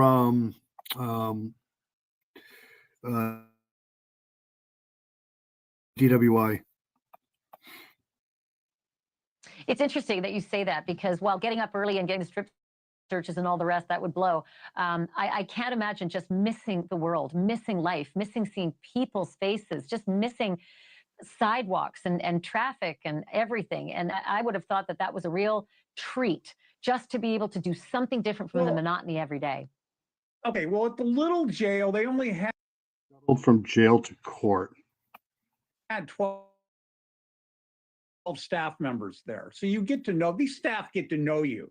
At the Ada County Jail, there's 150 staff members. So there's always somebody different that you're communicating with. And a real difference between these two jails is at Latah County, you could have a 20-minute contact visit, like once a week. There's a card game called Guts. I don't know if you guys have ever played it, but it's basically just straight poker. It's 3 cards. Sometimes it's 4 cards. But you sit around and you play 3-card Guts. There's just no wild cards. Sometimes there's just nothing. It's straight 3-card. And you got what you got. When I walked into prison jail, I think I walked in there with like $20, and when I left, I walked out with like $500 plus like 40 cases of cigarettes, cartons of cigarettes. Because if back when I was there, if you had cigarettes, you were a god. You literally owned the prison. Over at Ada County, it's all video visits. You get 2 25-minute visits a week. So it's kind of like a trade-off. I don't know. The lawyers could really come and go anytime. But is he seeing family members? Are they coming to visit him? I mean, that's a question. They in hadn't itself. been. No, it's a big money issue. They're all the way across the country. I got 20 seconds left. I got to ask you this because in Latah he had a TV in his cell, but in Boise we're told he is. Hey, woman doing Praben, good to see you. Spades and cribbage. 18. You smoked from 18 to 22.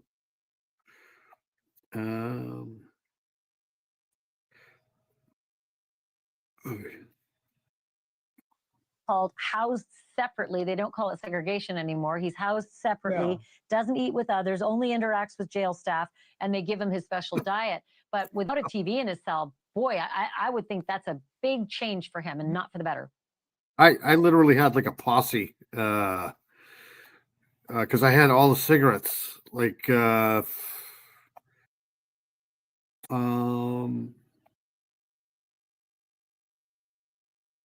They stole my leather jacket though. That really sucked.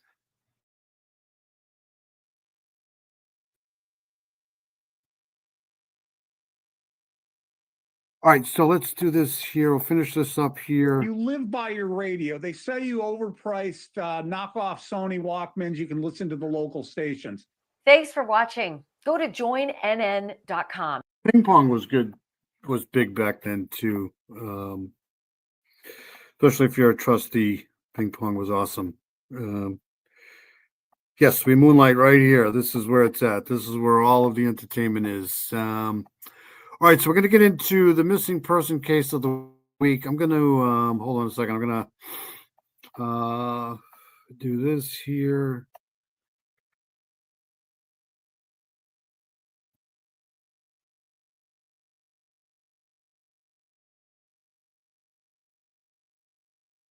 So I threatened everybody last week to try to do this here.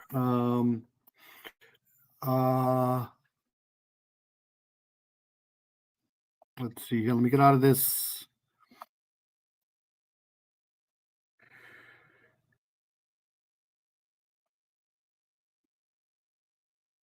Am I still on here?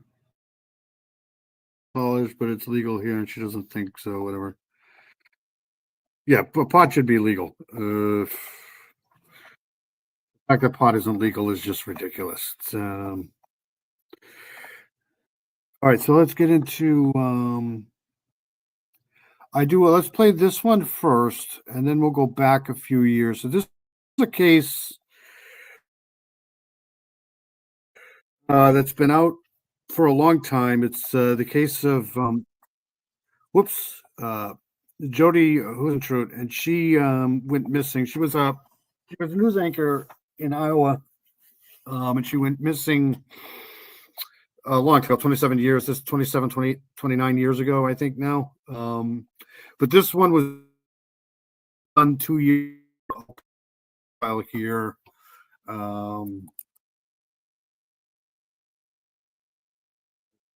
So we'll start playing this here, and then we'll start breaking this down here. Let's do this here. Let me share this. And I got some pretty good questions. I've done a little bit of research on this the past few weeks. So let's, here we go. Oops. You joining us online from across the country as we take a closer look over the next few minutes at this week's missing case. It is a story that has been in the headlines before for decades. In a morning show TV news anchor from Mason City, Iowa. Investigative correspondent Rich McHugh traveled to Mason City recently, and he interviewed some of the last people to talk to Jody before she vanished. He spoke with the investigators working the case. He talked to friends along with people in the community all these years later. And in a moment, you're going to have a chance to join in the conversation and ask some questions of Rich as well. He'll be joining us live along with Caroline Lowe. She is a journalist and member of the Find Jody team to talk about the case as well, the facts, the evidence, and what we know to this day. First, though, a little bit about our missing series here at News Nation, so you're familiar. Our team at News Nation Prime launched this missing series last fall after the disappearance and murder of Gabby Petito. And while Gabby's case captivated the nation, we quickly realized that there were thousands of missing person cases that were not getting media coverage. Men and women, boys and girls of all races and backgrounds. And our mission is to bring each and every one of these stories into the spotlight. Since our series started, our reporters have traveled the country talking to family members, friends, and law enforcement. And we want to give you a quick look tonight as we have covered.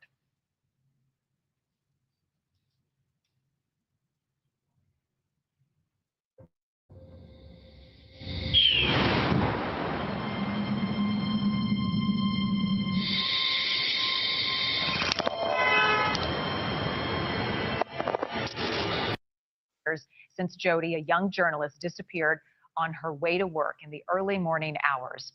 Jody has now been gone as many years as she was alive before she vanished. Here is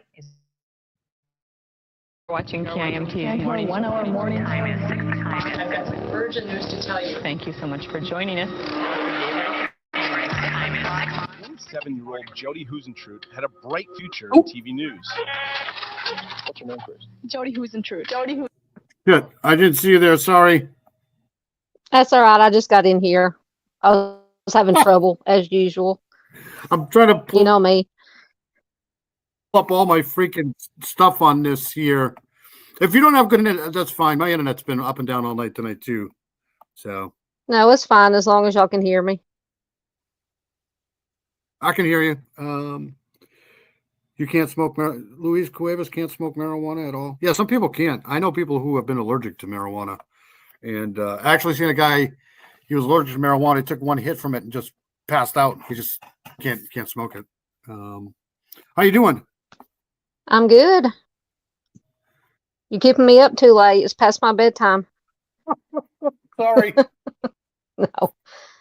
I got into this case like about a year ago, and then I really got back into it a few weeks ago because this case here really bothers me. It's really weird.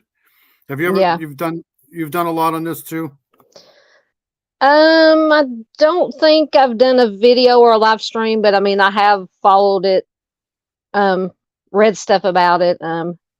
It's been a long time since I'd read anything about it until this search that they've been doing, when they started that.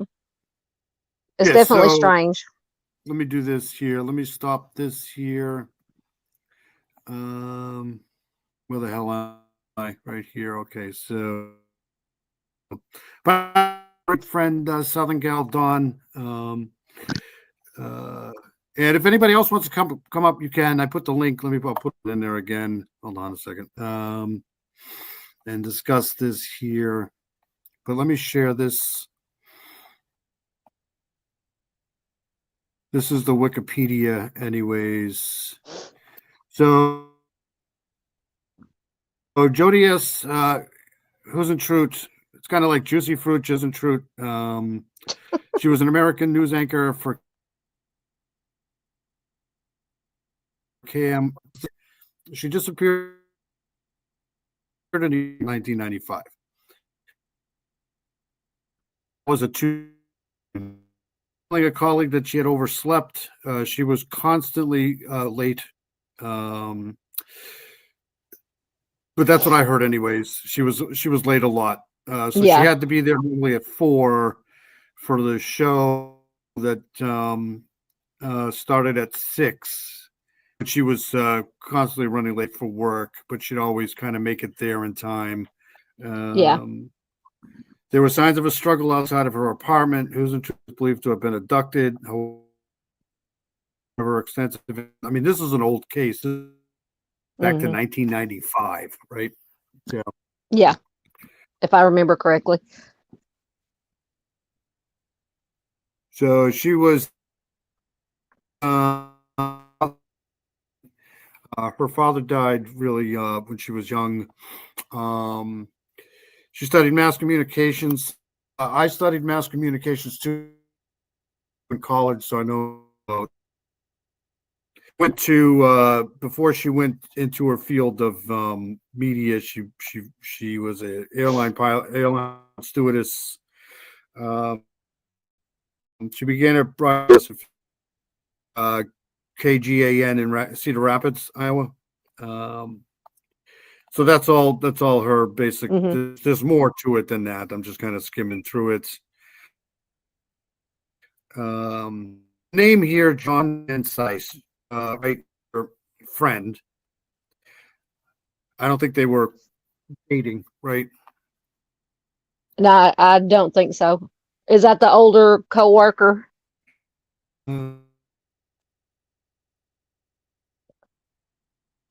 So she was legally declared unalive in May of 2001.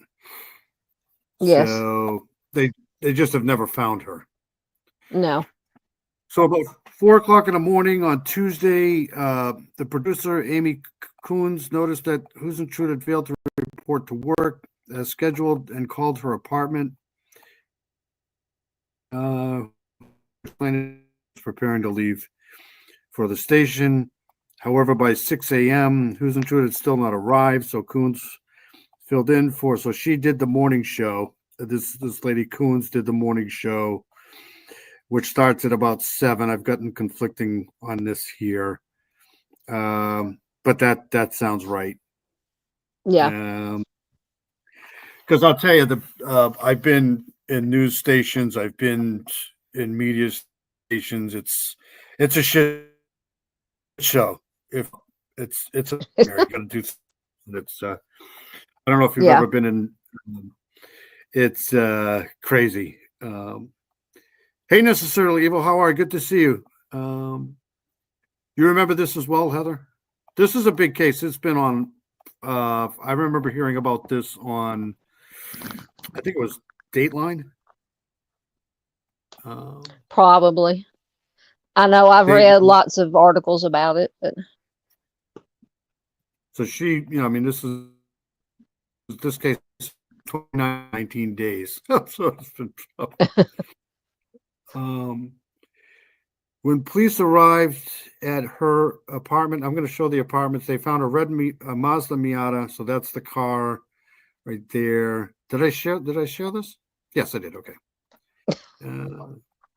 I always forget to share it.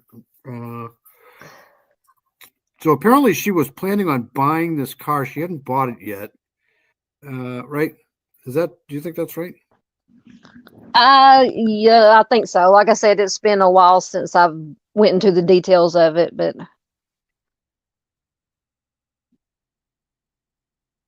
the car. So we know that she went missing between 4 and 6 a.m. that Tuesday morning, right? Yes. Yeah, because they found some of her stuff in the parking lot. I think either a curling iron or a hair dryer and her car keys, which the car keys they said looked like it had been bent, like she had her car the keys in the lock. Yep. Yeah, she said that she had bent car high heels were strewn about the area, and police reported recovering an unidentified palm print from her vehicle. Yeah. So what I want to do now is let's get out of this here. Have you seen the apology? Yes, I did. Been following this case off and on for like the last year, I think. Yeah. Because they keep coming out with breaking news with this case here. They keep Plinker was a game, right? Right. Plinko, like on was it The Price is Right? I think it was Plinker with the little. Yep, Jenny. Yeah, Plink. Oh God, what was it? Plinko or something? I don't know. Plinko, it was on The Price is Right. That's right. I said Plinker. Let me. Dave, are you having a stroke? Blink twice if you need help. It's Plinko, I think. Yeah. All right, so here's the apartments. This is to me, this is what's strange about this thing here. I don't know what she was an anchor, right? She was I think so, yeah. She was doing the morning. She was a producer, but then she and the 6 o'clock show. I don't know what they get paid, TV news anchors. So that was her occupation. I don't know what the pay is there, but I'm gonna probably depends on how big the market is there. Right. Let me go here. Am I still streaming this? Yeah. Okay. So these are the apartments. I mean, I guess what I'm trying to say is these are fairly, I don't want to say what's the word I'm looking for? Like, you would think that she would be in a better, Nicer apartments. I mean, don't these look below her? I mean, maybe it's good for the area. I don't know. I've never been to Iowa, so Yeah. You would think that somebody in the news business that was, an anchor or celebrity like this probably would be living in a better place, but I don't know. This place Yeah, it does just depends on like how big look the market is, and I don't know how long she had been a news anchor or whatever. I don't know if she was just starting out or, if she'd been doing it a while. all right, let's continue with this here, and then this is strange because, and I looked everything up. It gets this was June, right? So the sun probably comes up about 5:30ish. I think you're in the same time zone over there, right? I'm in a central time zone. I don't know what Iowa's time zone is. I think it would be the same. So it'd be like 5. The sun would come up about 5:30ish in June. Who's in truth? I'm Jody. Who's in truth? But on June 27th, 1995, the hopes and dreams of the hometown TV anchor mysteriously faded to black.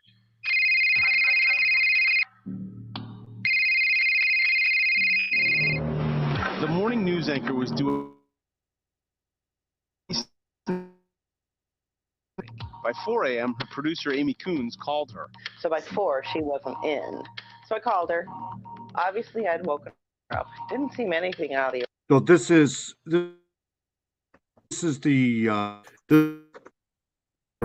she would fill in for her, and she's the one that called her in the morning. This is Coons here. The ordinary, just Jode, where are you? Oh, what time is it? I'm like, it's 4 o'clock. You coming into work? I'll be right there. It was the last time anyone spoke with Jody. She never showed up for work that morning. They called the police to check on her. By the time I got here, This is caller Mason City complaint. So this is the actual service call here, welfare check. the case of Jody was ill or Jody overslept. It was there's police at her parking lot, Doug, and they're looking at it as a possible crime scene. And, that just stops you in your tracks. And crime scene. Her apartment complex after 7 found nothing unusual inside Jody's second-floor apartment. But outside, the officer found signs of a struggle next to her car, still parked there. The key to her red Mazda Miata bent. Her hairdryer, earrings, and hairspray found scattered on the ground nearby. Information that we have acquired today and over the investigation would certainly lead us to believe it's possibly a foul play disappearance. As search crews scoured the area, the people of Mason City on edge. Boy, it hit home. Makes you feel bad to see somebody like that so young. She went to my church, and we just thought $1 million of her. It's very difficult for everyone in Mason City. We're just hoping that someone calls from, let's say, Colorado and says, hey, we found her, she's fine, she's on her way home. That's what I hope. A Mason City police lieutenant said that they found the toilet seat was in the up position in Jody's apartment, raising questions if she had a male visitor. But the police chief told the local Globe Gazette the next day they found no evidence that anyone was with her prior to her disappearance. Another Mason City police official later said there were no eyewitnesses to her disappearance and very little forensic evidence. Well, these are the apartments we were just at here. This is, but I do want to go here really quick. Are you doing all right? Yeah. All right, let's,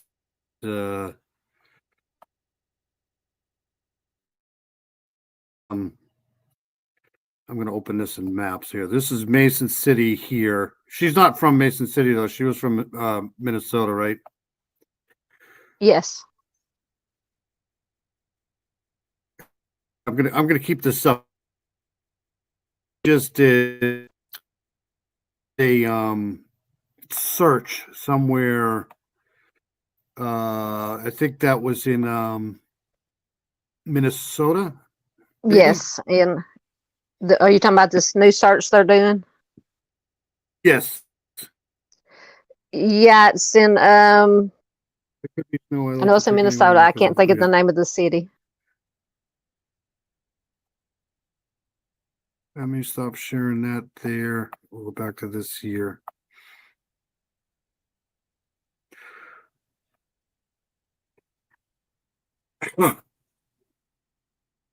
Was found at the crime scene. So that's the actual car right there. This is a this looks like, is that a hardtop or is that a convertible? That looks like a convertible. It's a convertible. Oh, it was, okay. Yeah, it looks like it anyway from that picture. Yeah, I think my mother-in-law had one of those years ago. It was white, but it wasn't an electric convertible. You just pushed it back with your it just basically folded back, I think. Yeah. Print was obtained from Jody's car, and a strand of hair was also discovered. In the weeks. How long do you think it would take somebody to get ready in the morning like that? I would say probably depending on how much she got ready before, because one of the things that they found in the parking lot was like a hair dryer or a curling iron. So you would think that she probably did most of it after she would get to the news station and do hair and makeup there. Do you think she was probably hungover? Do you think that's what, I mean? Possibly, because I think that night or the day before she disappeared or that night, it was her birthday or they had a birthday party for her. So I don't, and there's, I think, and some articles mention there. Yeah, she went to a golf event too, right? Yeah. She did something But, I else that night. I would probably think if she's like a with talent on TV, she probably just gets ready enough to get to work. And Yeah. then they probably work on her face and her hair when she gets there, right? So Yes. Yes. Charlotte, you can come up too if you want. Charlotte's wicked smart. Yes, she is. All right, so let's play this. Leading up to her disappearance, Jody had spent time at. I asked that because I'm not a woman and I don't know how long it takes to get ready in the morning, but I would think that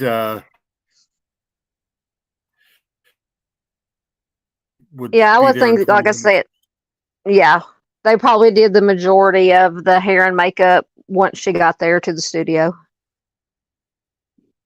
Yeah, it sounds about right. 20 minutes. So you would think that if she called it like 4. She gets up. I mean, I would have to have coffee, but I don't know. Yeah. Like I would have to have my tea, my sweet tea. I ain't picking one anywhere if I don't have my coffee. Like I don't care if it's just like a intravenous like type thing, shove it in my vein and Yeah. figure out. It's not going to happen. But Yeah. once I've had my coffee, I'm off. I would be off. So yeah, 20 minutes or so. Yeah.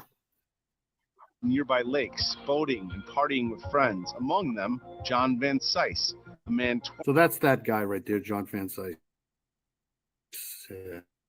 20 years senior, who named the boat after her. For him throwing her that birthday party shortly before she disappeared. That was on June 9th.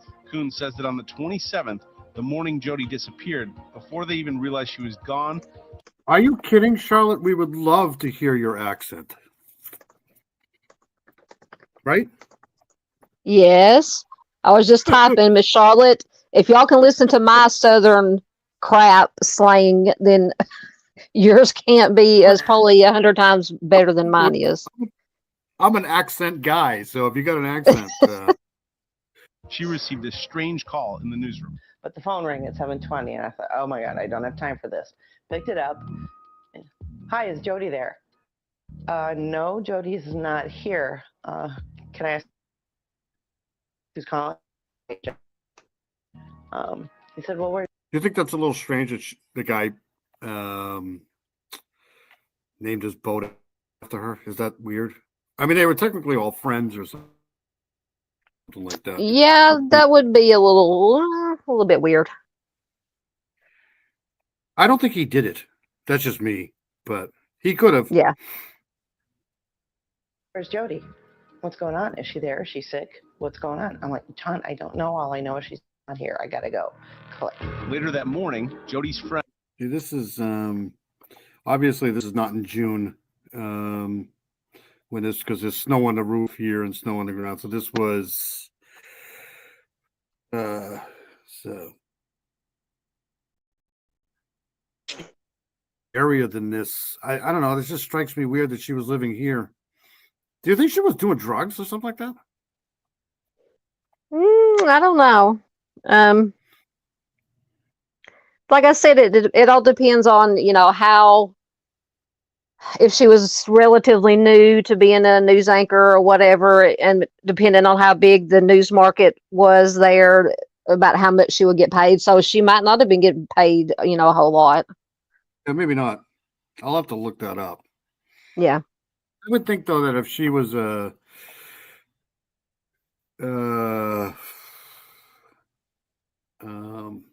well, anyways, I couldn't hear hold on you. a second. Sorry. Hold on a second. Let me replay this here. Is my voice cutting out? Your audio is cutting in and out a little bit, but I don't know if it's on my end or your end.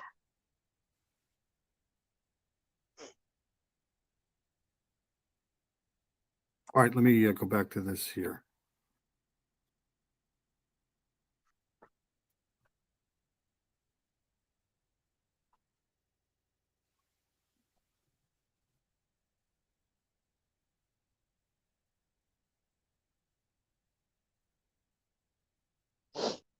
It's on Dave's end.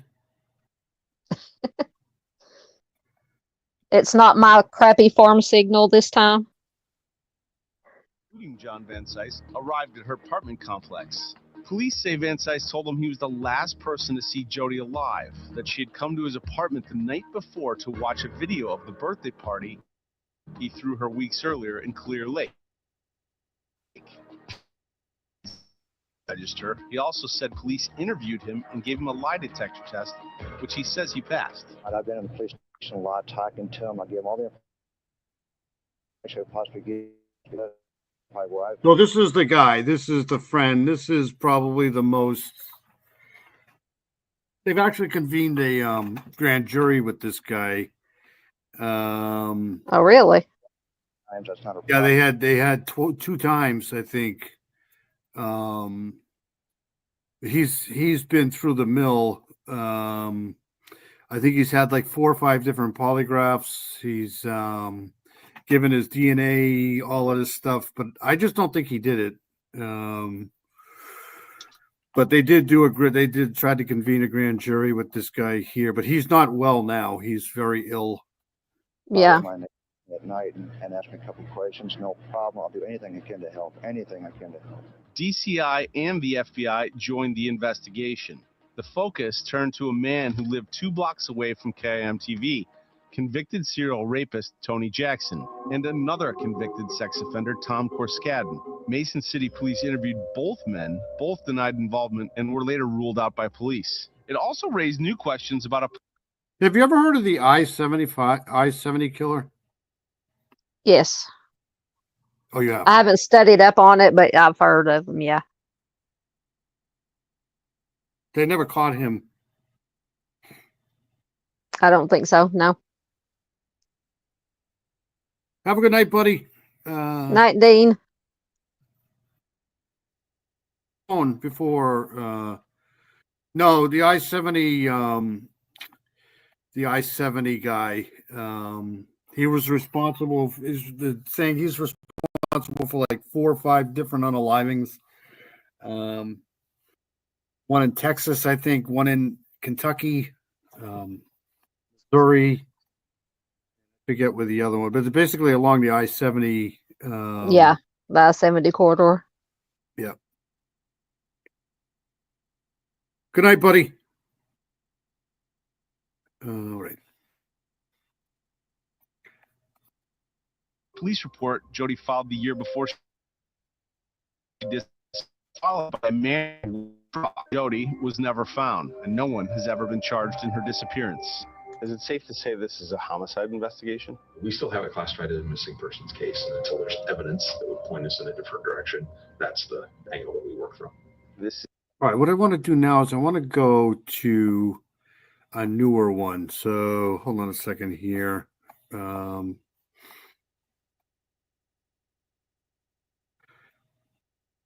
me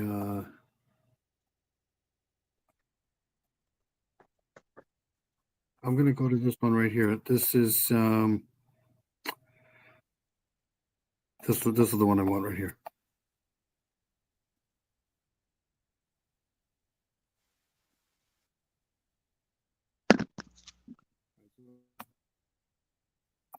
Tech Death here. Hey, buddy. Hey, Tech Death. How are you? Good to see you, buddy. If you guys don't know who Tech Death is, he's fantastic. He's a fantastic musician. He has his own channel. It's a great channel. All right, so this is the newest one. This was done. Well, I don't know if there's the newest one. This was done a day ago. And this is the one with Minnesota. So it's, I'm going to fast forward this, though, to right about here.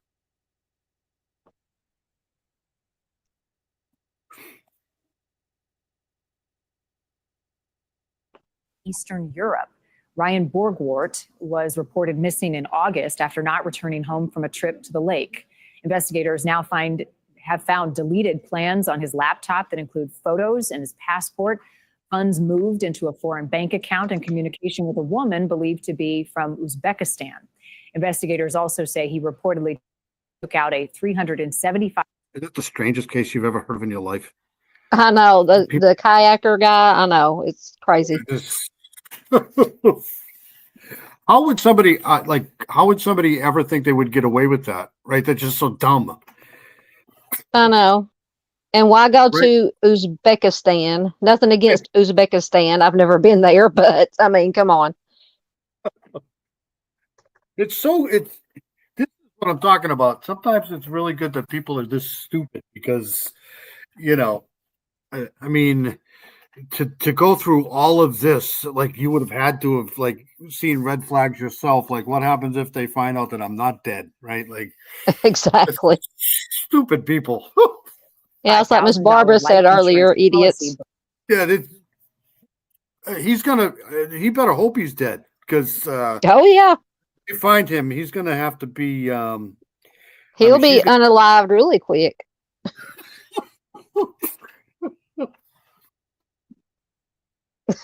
I'm just saying.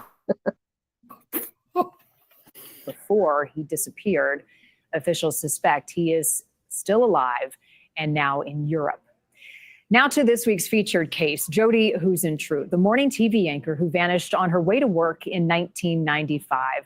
For many following this case, it may feel as though it's gone. No, we should do, if you want, we should do like, I don't know, a live with like you, me, Arctic, get some really good some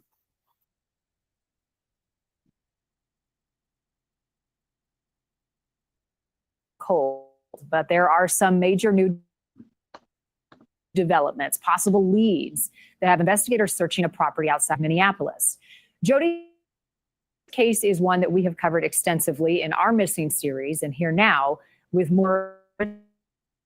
You're watching KIMT's morning. 1 hour morning time is 6 time. I've got some urgent news to tell you. Thank you so much for joining us. time is 27-year-old Jody Huisentruit, bright future in TV news. It's like bringing triplets home from the hospital. Tragedies like this aren't supposed to take place. Natural blonde. Still there? What? Yeah, I did. I still there? couldn't hear everything you said. Yeah, Sorry. it's all right. Do you think? All she- I heard is was that- blonde.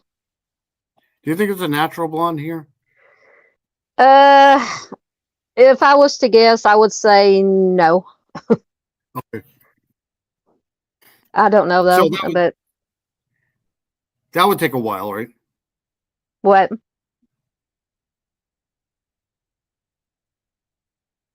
You have a doozy of a time, let me tell you. June 15th already. I was making top stories locally. So you're listening to me? Okay, I got it. What's your name first? Jody Huisentruit. Jody Huisentruit. I'm Jody Huisentruit. But on June 27, 1995, the hopes and dreams of the hometown TV anchor mysteriously faded to black.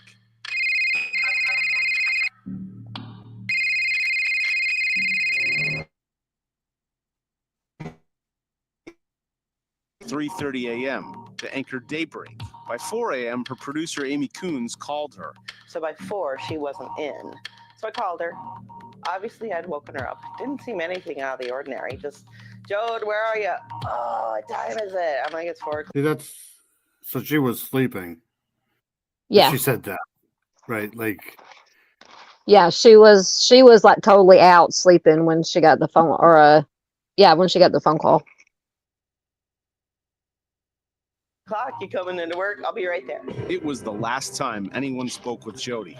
She never showed up for work that morning. They called police to check on her. By the time I got here to the station, it wasn't just a case of Jody was ill or Jody overslept. It was there's police at her parking lot, Doug, and they're looking at it as possible crime scene.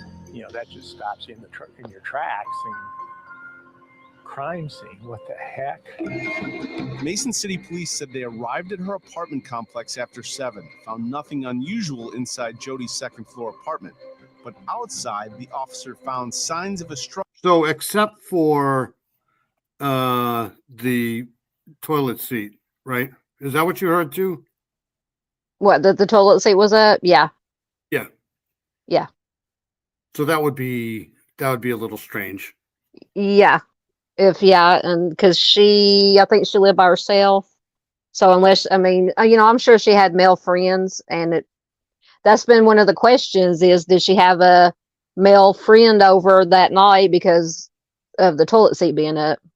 Right. I mean, that would probably raise a red flag. Like if you go in there, if you're an investigator and you see the toilet seat up, right? Yes. Why is the toilet seat up? But you would have thought that probably would have done some swabbing of the toilet seat, right? Or, I mean, I don't know. Yeah, it's like Miranda just said, get DNA off that toilet seat. Absolutely. That's what I would have thought. I mean, well, obviously they probably didn't find anything. I would think maybe it's just a mistake. I want to move Yeah, to Iceland. Sorry. No, it's fine.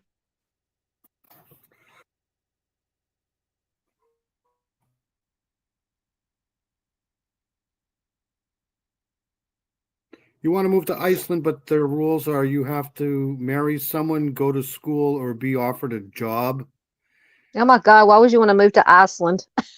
Once again, nothing against Iceland, but I'm a Southern girl. I don't want to be cold. Well, you could always just go be by the volcano. I mean, it's probably really hot there. Yeah, I'll just go live. Well, I'll go live by the volcano. Oh Lord. Struggle next to her car, still parked there. The key to her red Mazda Miata bent. Her hair dryer, earrings, and hairspray found scattered on the ground. There's something happened at this car. I'm pretty sure that something happened at the car because Oh yeah. You don't bend a key, right? I mean, Yeah, they think that they had the key in the, like, unlocking the door, and somebody came up behind her and pushed her, shoved her, hit her, and that's how the key got bent. there's maintenance there at I'm pretty sure, There should be, yeah. it's usually somebody in these cases here. It's usually somebody that you would never expect. That's usually common. So I mean, I would have looked at the maintenance guy first. I would have looked at somebody who was leaving for work the same time in the morning, right? Somebody who, yes. I mean, that's what I was trying to say about the apartments. It looks like, I mean, I don't want to sound like I'm trying to be better than everyone. I don't know. A place that you would probably find people like that are Yeah. you know, nearby. Information that we have acquired today and over the investigation would certainly lead us to believe it's possibly a foul play disappearance. Search crews scoured the area. The people of Mason City on it.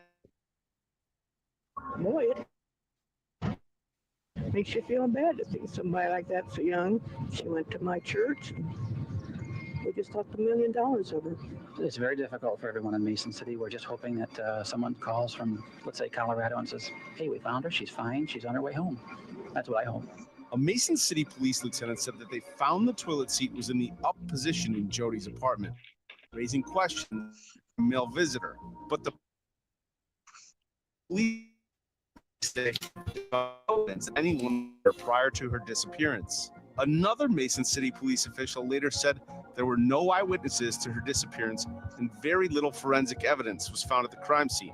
A partial palm print was obtained from Jody's car and a strand of hair was also discovered. In the weeks leading up to her disappearance, Jody had spent. yeah, this is I would imagine that she was lifted and dragged to the van right outside. Yeah, because go ahead. if I remember correctly, they said that now I don't know where they got this information, if there were no eyewitnesses, that the van was parked like either in the spot right next to her or maybe one over. It was very close. And she was parked very close to where she came out of the apartments. It wasn't like she had to walk all the way across a big, that parking lot. Yeah, I'm pretty sure she parked right where, I mean, those apartment buildings are all pretty much the same. You got a buzz to get in, so it's not like you can just yeah. Just probably rushing to her car. She probably didn't notice somebody that was standing. I don't know, something like that. And yeah, because if it's that early in the morning and it's most likely dark or barely daylight and you're rushing, half asleep, you're not going to be very aware.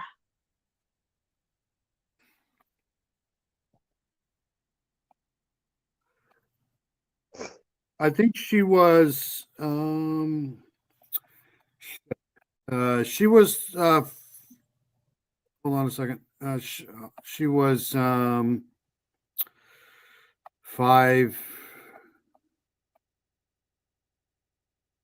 They didn't tell me. 5'10". Was she was tall? No, 5. I'll have to look that up. Sorry. Oh, how tall she was? Yeah. I'll see if I can find it. Charlotte said, wasn't she very short in length? I know that most times in the media business, but I think it's a lot shorter for girls than it is guys. But I would say she's probably more like 5'4", 5'6". Sit behind the Yeah, it depends on if they sat behind the desk or stood behind the desk. Now, if they were standing, they would probably want maybe taller, know. Try the. I had it somewhere. Time at nearby lakes, boating and partying with friends. Among them, John Van Sice, a man 20 years after seeing her. remember him throwing You've her seen that this. birthday Uh, party shortly before she disappeared. That Coon says that on the morning of the 27th, when Jody disappeared, before they even realized she was gone, I'm going to go here. This we've heard that. In Winstead, Minnesota, about 3 hours from Mason City, and also about 100 miles from where Jody grew up. Anything you can share? Bono since 1995 when Jody disappeared. Steve, thank you so much for joining us. First of all, I want to talk about this search in Winstead, Minnesota, about 3 hours from Jody grew up. Anything you can share about this search and the tips that led police there?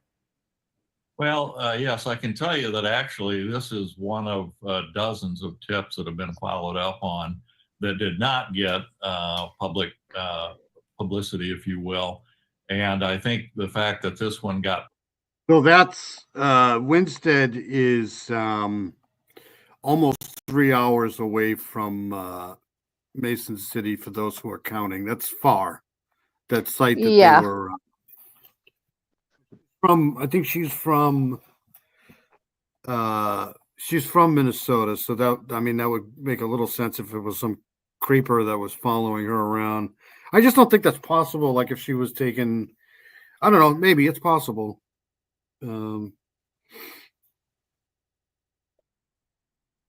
I would think if she was found that far away from where she disappeared from, that would be, I don't know, maybe indicative of somebody like more like a serial offender. I mean, unless she Right. was planning on taking a trip, which I don't think she was. Well, that's why I think, that's why I mentioned the I-70 guy. Yeah. I'll pull it up shortly. But Public kind of forced it into prominence, if you will. The reason for the search there was that and I'm not thinking that anymore because it just sounds to me like a chance thing that she might have been being stalked by if the place where she lived at. It was just the right Yeah. opportunity, maybe. I wonder if they looked into the maintenance guy because there's some talk about a white van, right? Yes. I would hope that they would look at the maintenance guy, anybody associated with that building, the apartments. I mean, you never know. It's usually somebody like that that's, I wonder if she was having any work done in the apartment before, Yeah. she went missing or some of these people are creepers, you just, you Yeah. can't trust anybody. You know what I mean? Oh, absolutely. tied back to an individual that had been looked at one point. Whether anything came out of that remains to be I say seen. that all the time, though. Like there's always a white vehicle involved somehow. It's Yeah. just- The stereotypical white van. everybody always sees a white car or a white van. or Yeah. something. It's Yeah. prototypical. Maybe it's because people just assume there's going to be a white car. I don't know. White van. Yeah, exactly. They Well, watch something too many related- movies. Seen. It did not appear that there is much optimism on the part of the Mason City Police Department that pursuing that is going to help very much. So was this the most recent search? Have there been others, and where else have tips led investigators to look? Yes, there have been other searches, and they've generally been. It's just sad. It's just a sad, it's. Oh yeah, just a sad absolutely. thing, like, 1995. It was such a long time ago, and you just wish that you could, do something. That it just sucks. Yeah. Quiet. They've not been public.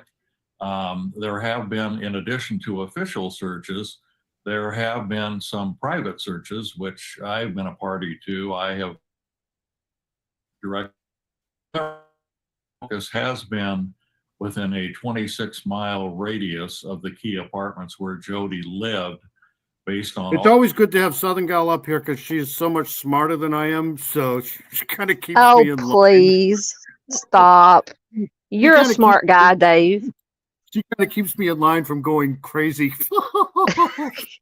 Keep it from going down them rabbit holes.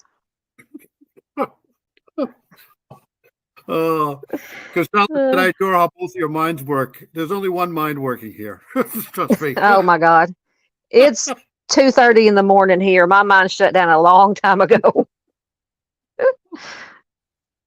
Uh, All of the information I have gathered, I believe that her remains are within that scope. And what makes you think that, Steve? Well, I have pretty good information that's pretty in-depth about the timing, the time frame, the amount of time for potential disposal of a body or of remains. And I'm just very confident that sources on trying to dig down and see if we could locate anything. oh, this is And I'm just very this confident. is pretty close. Like this is like 20 minutes from.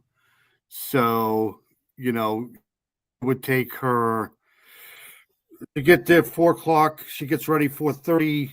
She starts.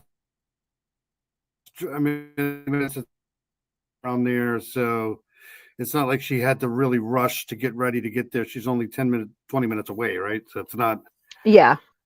you know. Yeah. That that was the case, and that's why we have focused some resources on trying to dig down and see if we could locate anything. Part of the problem with this case is of course, you have investigated. Have you come across new evidence?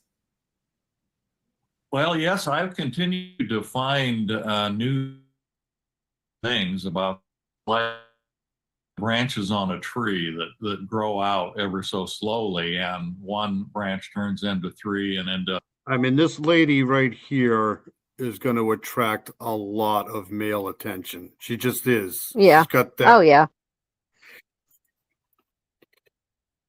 That look, you know. I mean, she no matter where she goes, she's going to attract a lot of attention. Just you know. Absolutely. Sometimes that's good. Sometimes that's bad.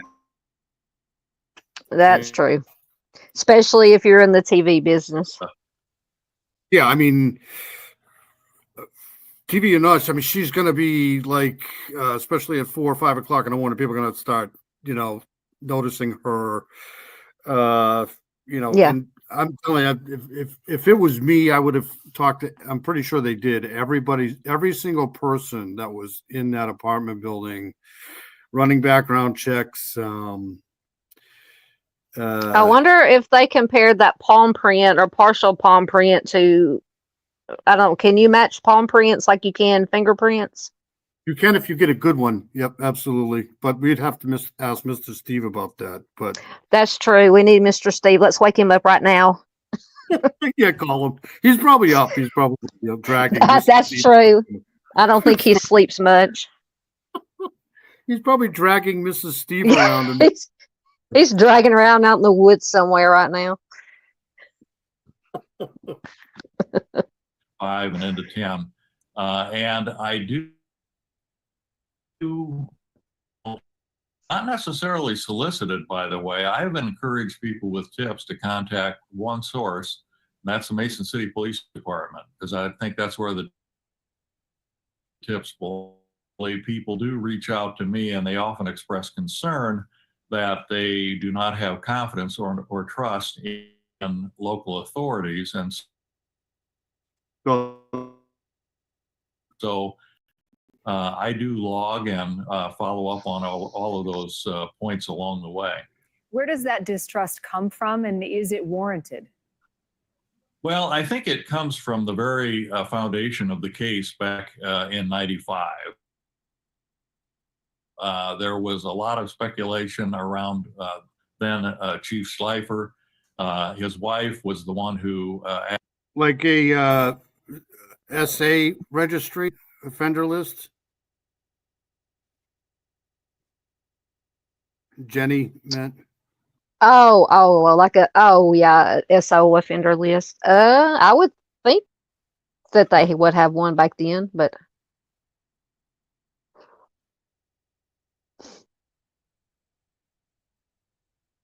Yeah, I can probably Google that. Hold on a second.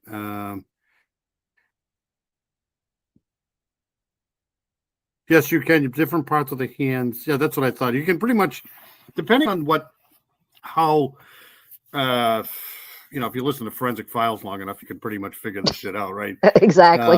If it's a good, but if they would have mentioned it, I'm pretty sure they did it, right? Yeah, you would think so. I mean, didn't you say And they then- also found a hair there too? Yeah, they found. I think this guy's going to get into it here at some Okay. point, but Okay. she was having according to this guy here, she was having some sort of a secretive affair with, I don't know who it was. After he left the department, anonymously sent the local newspaper a copy of Jody's diary. That only reinforced in people's minds that something not right was city police department. There's 6 Yeah, police. see, they were supposed to do that. That's Okay, so the I don't video was know. cutting out. Who did they say sent a copy of her diary? Oh, sorry. Yeah, they released. I think that's what he just said. Hold on a second. I think that's what I heard too. Yeah, somebody sent hold on, her I'll tell you. diary or a copy of it. That's Anonymously sent the local news. Sent out a copy of her diary to the local media newspaper, and they're not supposed to do that. That only no. reinforced. So that kind of got people's ass in a tizzy because it's the Yeah. cop. I don't know. Yeah. in That's people's minds that something. There's a fire station right across the street from there. There's a Oh, fire really? station. Yeah, there's a. I'll keep playing this and I'll go back to that. Not Okay. right was going on in the Mason City Police Department. And unfortunately, in the years subsequent, I mean, we're on our 6th police chief since then. So it's really difficult to establish a degree of continuity as it relates to the police chief, as it relates to the lead detectives assigned to the case, or the people from. So let me see. Let me stop sharing that.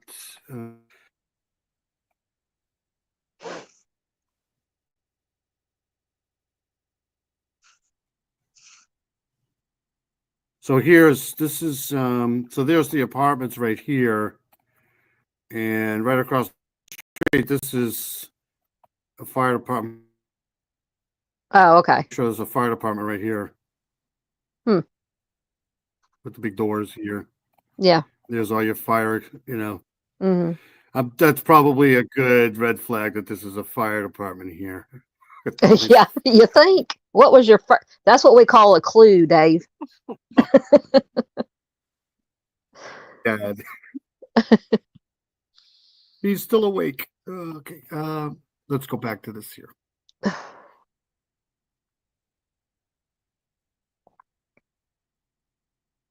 So, and then come back in.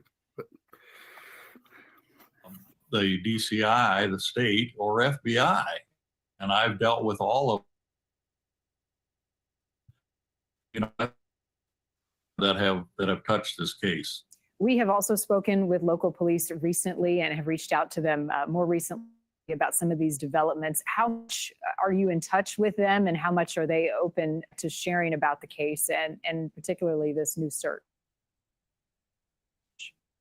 And I think only the fact that this search turned out to be, publicly identified, sort of forced a comment in terms of what was going on. But the police chief was very careful to say that any information gleaned would be, integrated into the ongoing investigation. But that, of course, could include virtually no information gleaned. So I think he felt the obligation to comment, but I think that in general, they just prefer to keep a list on this piece the way through it. As you mentioned, that 26-mile radius from Jody's apartment where you believe her remains could be, where have you searched and where would you be looking now? Well, I can tell you that typically our searches have been in and around body water in that 26-mile radius. So, you know, that's a real struggle. But we had pretty specific information from some people, informant sources, tipsters, that led us to conclude there were some pretty good. I almost always forward to the police department any efforts and work that we do. I don't expect to hear back from them. It's just meant to be input for them. Representatives of the police department, the FBI. It's good to see that they're still working on this case, though, right? Oh, absolutely. Yeah. Because it's I what, mean- not happened in 95. So it's, So almost 30 I years. can't do math think it this is early 30 in the years. morning. Yeah. Yeah. It's always good when they have, you know, some movement in the case. That means that it's not a completely closed, you know, investigation. So I missed I couldn't hear part of the video. So this place, that they were searching in Minnesota, how far was it from where she went missing? Because they said something about searching a 26-mile radius. Yes, there. So this guy here, I'll replay that. He's fairly certain that she's in a lake somewhere, on a body of water. Yeah. Okay. They search body of water in a 26-mile radius, I think, but he's convinced that she's probably in a body of water somewhere. Okay. That makes sense. There's an arm's length relationship here, and I have respect for what they're doing, and I believe that they respect the nature of my work, which is a private venture, and may generate more cooperation from people that do not want to go public. Understood. What leads you to believe, Steve, that she could be in some water somewhere or was? That not only is she in water, but that there is a very specific type of weight that has been used to weigh down her body at the time, which unfortunately would take the remains very, very deeply, probably to the low point in any body of water, and certainly well below all of the ensuing, dirt and rust and fill. Right? Who would? They both were cleared. You got a boyfriend that I was don't know. having an affair, both cleared.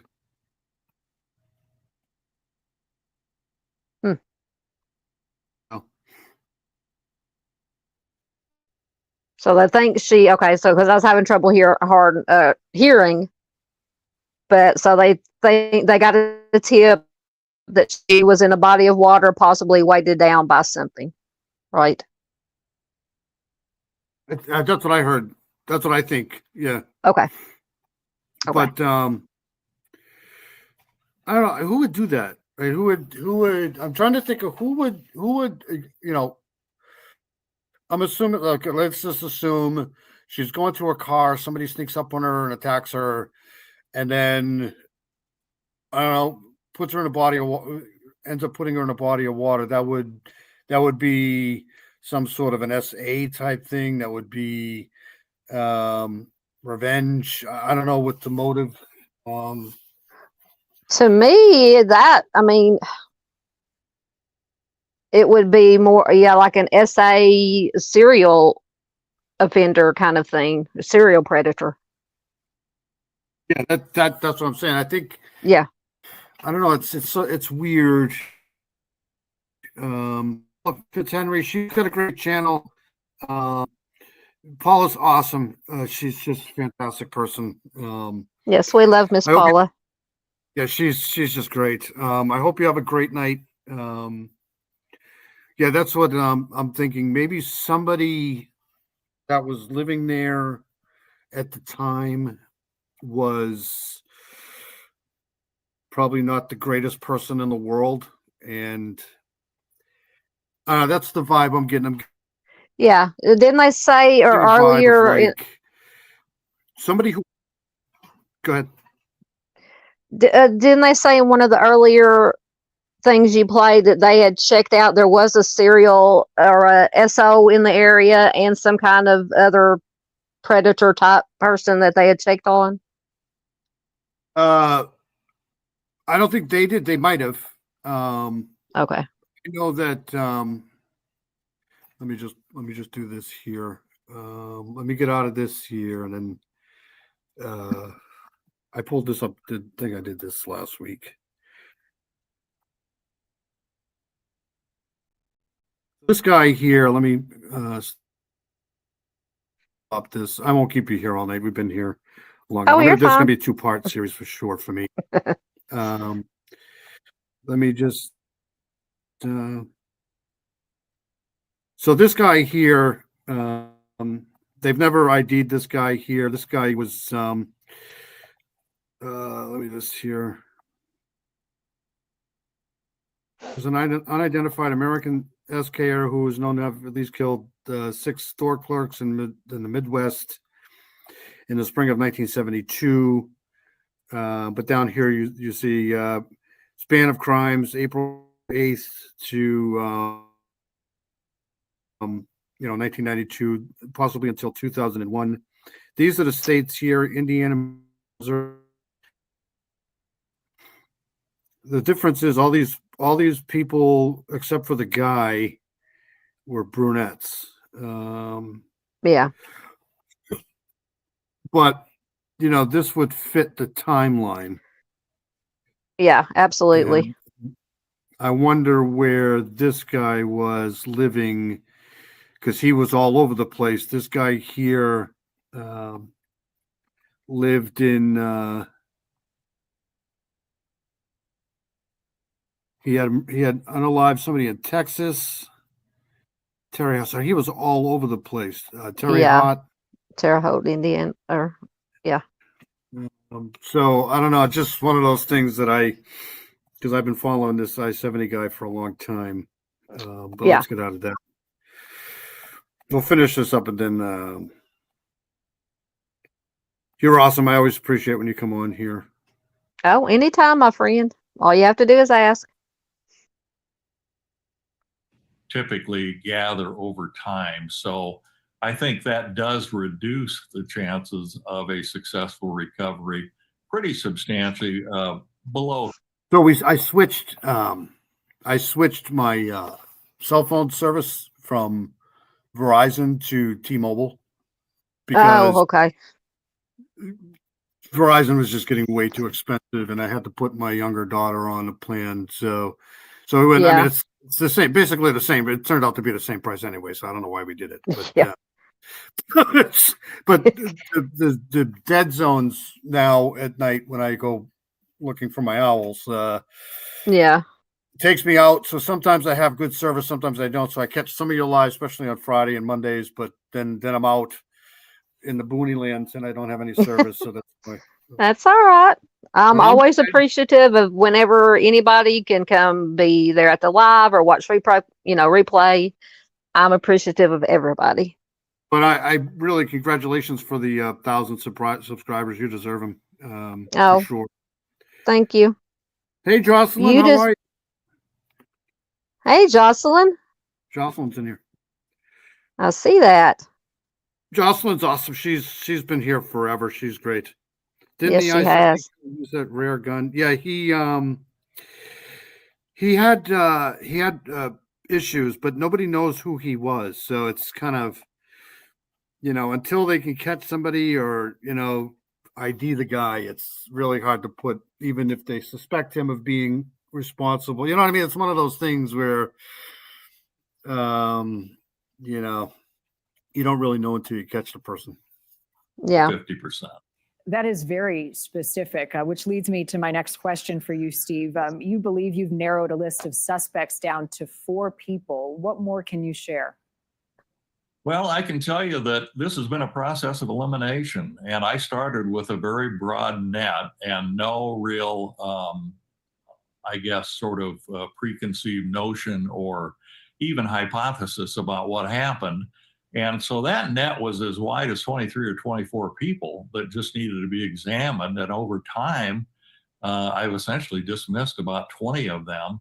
And I still have 4 that I'm looking at. But I will tell you that there is one individual among that 4 that is definitely at the top of my list. As our piece laid out, John Van Cise, with friend of Jody's, he's been questioned multiple. That's just my, it's just my opinion. He might have snuck in there at night, you know, and then just waited for her at the right moment and stuff like that. But it just seems really weird to me. If he would have done that, he probably would have done that. I mean, they were, it's just, I don't know, just not getting that vibe. But I don't know, maybe he did. I don't know. He's had a lie detector test. Is he on your list? I can't confirm or deny whether John is on my list, but I can tell you pretty confidently that he is very high on the list of the police. They obviously have continued to reseal the search warrant from 2017. So this is what I wanted. This is done a day ago. So they resealed information about him. So I wonder if they're trying to convene another, because he's not well. He has some kind of issue. I think is it Parkinson's or I don't know. Yeah. His vehicles and requesting that he appear before a jury. Unfortunately, John's health is very, very bad at this point. He's, I can tell you for the first time publicly that he is permanently incapacitated this morning. So there very likely would not be a route for prosecution of somebody that cannot aid in their defense. Has he always maintained his innocence even before, as you mentioned, now he is unable to do so? When I first met him, I made 4 trips out to Arizona, to the Phoenix area, and eventually, won the confidence of he and his wife, and they spoke with me. I visited his residence. I examined his vehicles to see if any tracking devices had been placed on them, which was another theory that perhaps the reason he was brought back to Iowa was they hoped that he would revisit the scene of the crime or possibly the location of the remains. And the chief was quoted as saying that venture did not, quote, pan out. Now, what he meant by that, he has not defined, but I think it's pretty clear from my work that they were hoping that John might. By the way, this guy here has been covering this case, investigator, for since the beginning, and he hasn't been paid a dime. So he works all pro bono. Yeah, he's So then that would lead me to believe that he would be doing pretty good work if he's willing to do it for free. Yeah, I mean, that's pretty noble. Yes. I mean, honestly, I would do this. I would probably do the same thing if I had, skills like that and stuff. But, it's good. It's good that there's people like this that are, on these cases, because if not, there would be absolutely no hope whatsoever. Right. Yeah, absolutely. Because to me, I don't know, to me, this one's always seemed, even though it's rarer to be a serial offender, because the statistics are higher when something like this happens, that it is somebody they knew, maybe not but I don't know. This has just always had the serial offender, serial predator vibe to it, to me. That's just my opinion. I agree. Either already influenced serial guy or a budding Yes, a budding. serial Yep. guy, maybe that, because I don't think this was a burglary No. gone bad, because I don't think anything was taken. So Mm-mm. to me, this was either some sort of an SA type thing that Yes, you know, definitely. or maybe it's I know the news industry and this business here can be pretty there's a lot of backstabbers in that industry, but I don't think that's what this is. I don't think No. it's like but it could be like a revenge, or hey, let's get Jody Huisentrude out of the way so we can take over the news station. It could be, but I don't, that's very low. That's like 10%, maybe 5%. Yeah, because I mean, if maybe I could see maybe if she had come in and somebody else, another had been, but then you would think it would be another lady that she came in and or it could have been that she was replacing a male. If I don't know if that's the case, it's probably not, but that's the only way I could see it being revenge is if somebody was booted off the station so she could take their place. Really that early in the morning, like it's not unusual. It's so let's go 4 o'clock. She gets a phone call. She starts to get ready. 4:20, 4:30. Let's just say 4:30. She gets to the car. So you're probably talking like, I don't know, 4:45. I mean, who the hell is up at 4:30, 4:45 as a like just somebody that's got a revenge thing in the mind? Exactly. Yeah. I would wait till, like noon when I rolled out of bed, Yeah. I mean, it's possible, but I don't know. To me, this seems like just an opportunity thing where somebody Yes. was Crime of just there at opportunity. the right. Yeah. Like it's not that he just happened to be there, that maybe a maintenance guy that just was stalking her or stalking somebody in the Yeah. place and just Yeah. Yeah. Like you I said, don't think either it's, somebody I who was don't know the stalking time her zones over or there, a so serial. Sorry.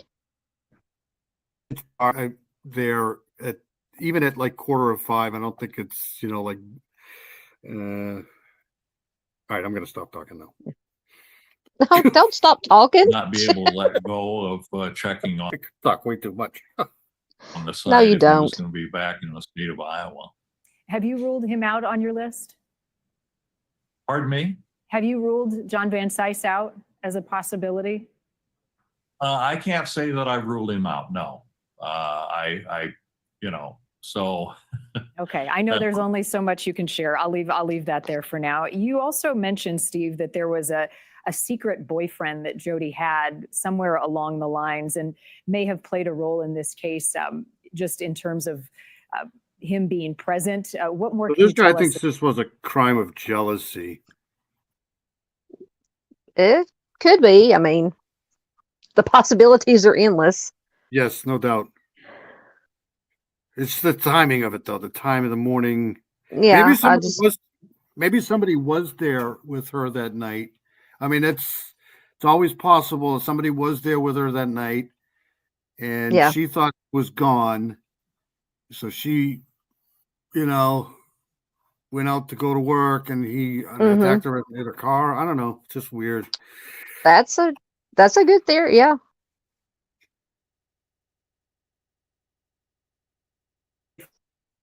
Of that. Well, that's probably the single most important thing that I've uncovered, frankly. And it was known to this gentleman was known to police, but wasn't even known to some of her closest friends, which is very interesting. She met this gentleman on a Saturday night in a bar. Would be 2 Saturdays before she went missing. Yeah, it could have been an affair. Who Oh. said that?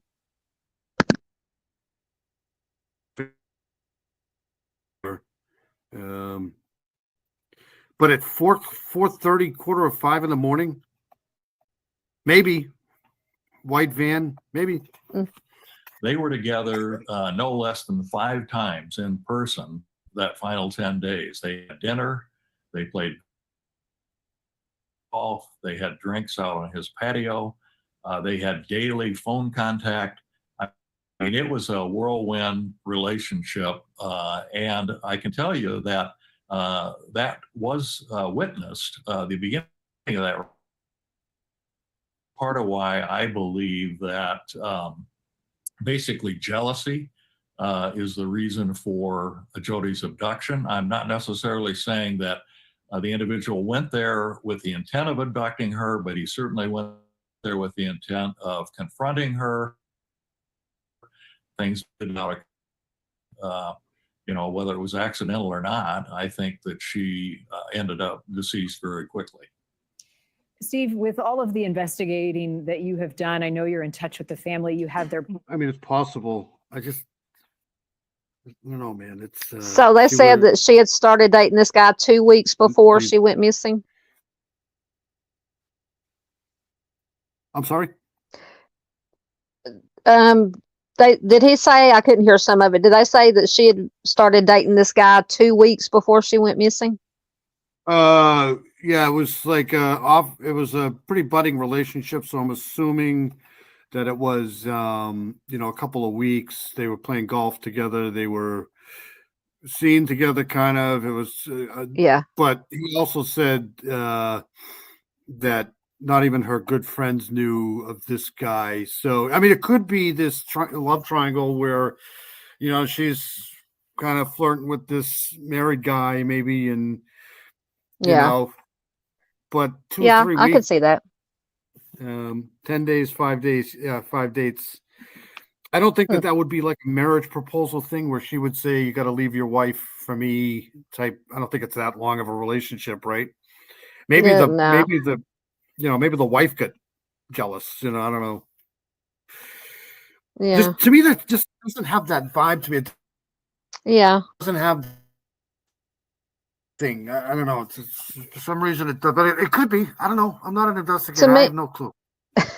Well, I'm not either. I just sit up here and, spout my unprofessional, non-professional opinions. But I mean, for the jealousy thing, I could see it maybe if she started dating this guy and then maybe somebody that had a secret crush on her or somebody that a male friend or something. I don't know. I mean, I would think, with the whole John Van Sice thing, mm-hmm. for like 2 years, she's probably dated other people before, because in her Yeah. diary, she said that there'd never be anything between those two.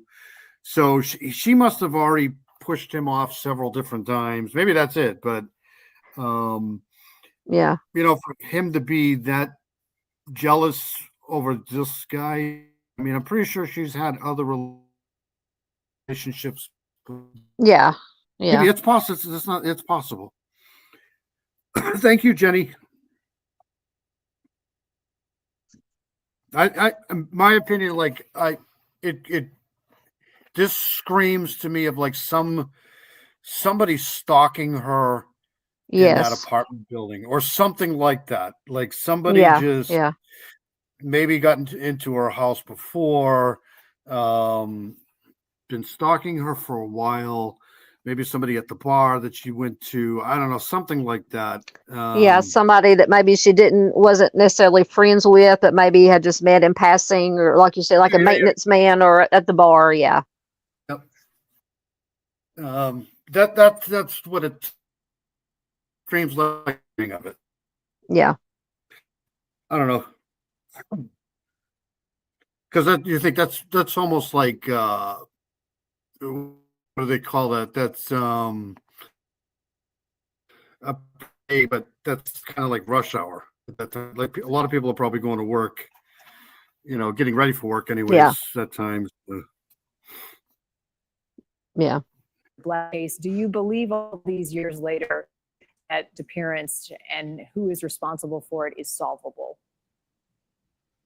I think that it is solvable if you define solvable as resolvable. That is to eventually disclose the identity of the person, which I am hell-bent on doing one way or another. But in terms of solving it, that technically would require a conviction confident that there'll ever be a conviction. When it comes to the local community, the fine I definitely think this case is solvable. Do you remember Yeah. the guy whose neighbor found out her body was found? Yeah, kind of like that.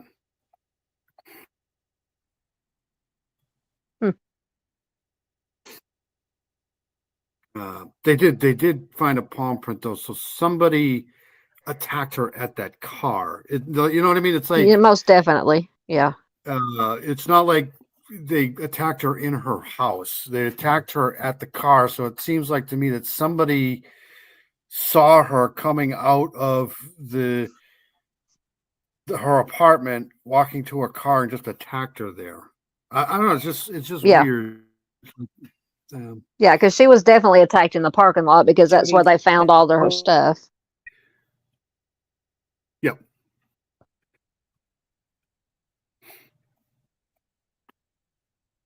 Whoop.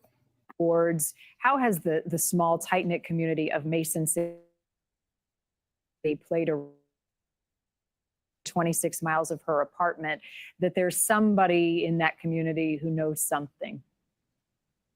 Well, without a doubt, I will tell you that I have tried to reach, and before that, there were about 6 individuals that were very hard to reach, but finally did some really good information,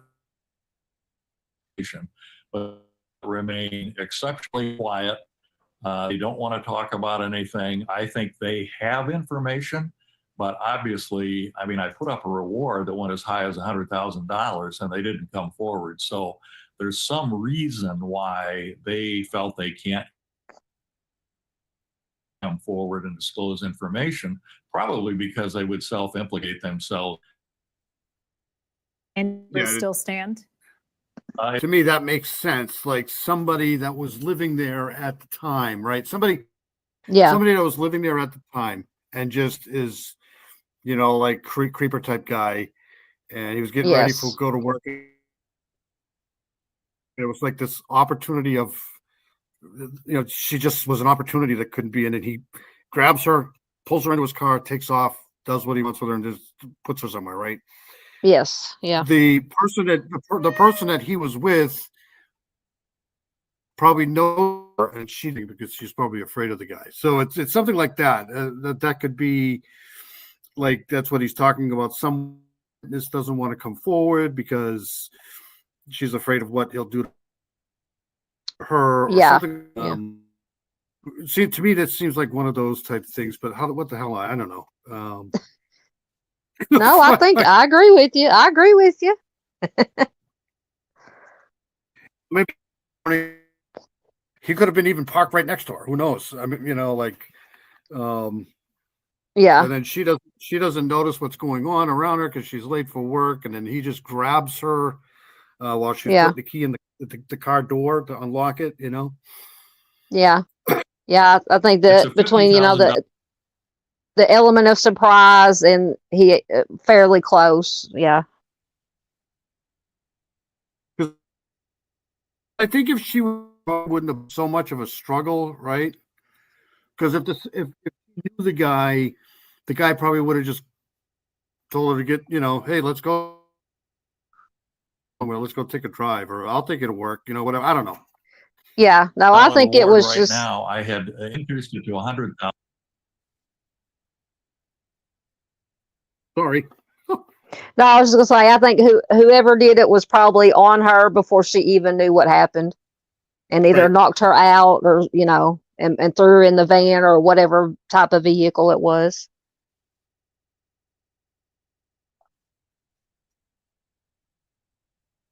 For the last anniversary, I think almost without a doubt, if there's no more progress, that will probably go back up to 100,000 after the first of the year, going into the 25th anniversary.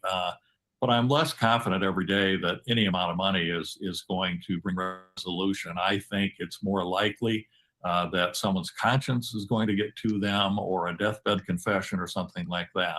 And what is your message to anyone out there who knows something?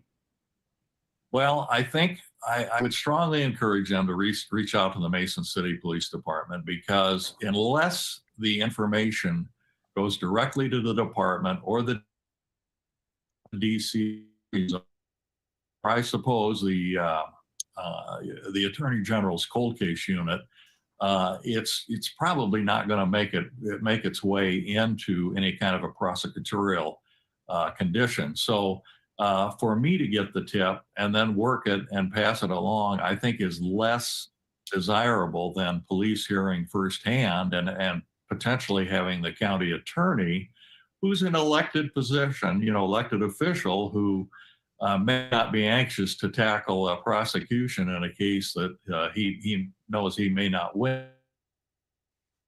People have commotion but didn't say anything, or I remember hearing that there was some people that heard something outside, either a scream or something like that, but they didn't think anything of it. I remember hearing that on one of these news stations here.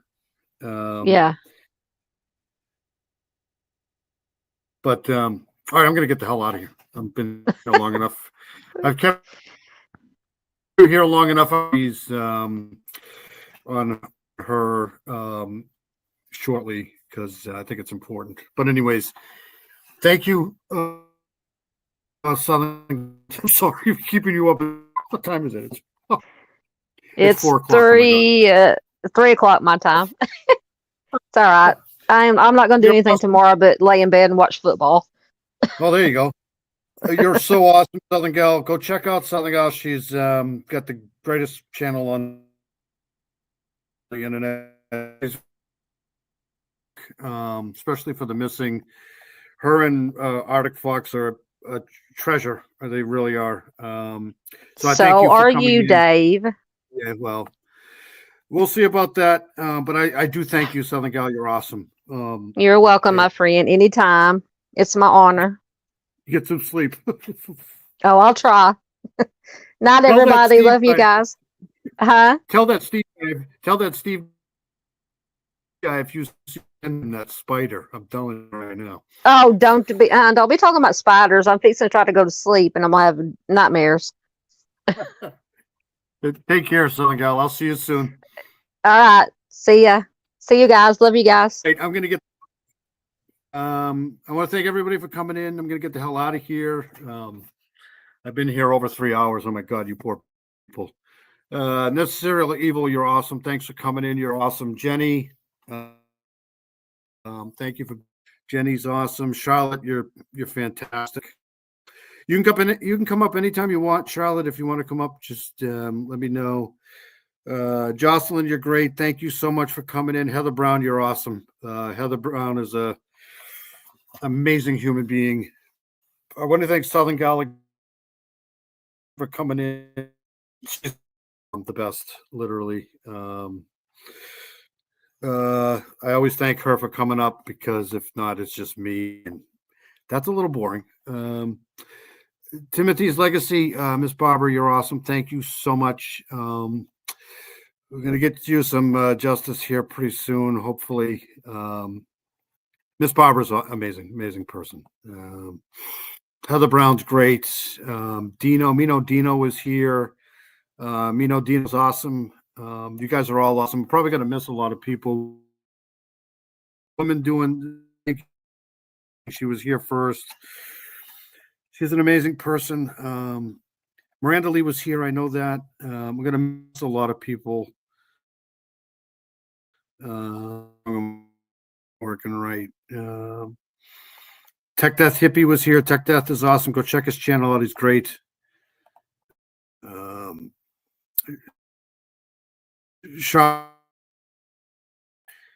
Did I say Jenny yet? I think I did. Anyways, I'm going to get out of here. Thank you guys very much for coming in. Appreciate it. Everybody have a good weekend. Stay safe. You're awesome, Jenny. Thank you so much. Thank you again, Southern Gal. You're great. All right, that's it for me. I'm going to get out of here. Everybody stay safe this weekend. By the way, Necessarily Evil, you're going to miss a hurricane. So there you go. All right, let me play my outro and I'll get out of here. Thank you guys again for coming in. Appreciate it. Stay safe.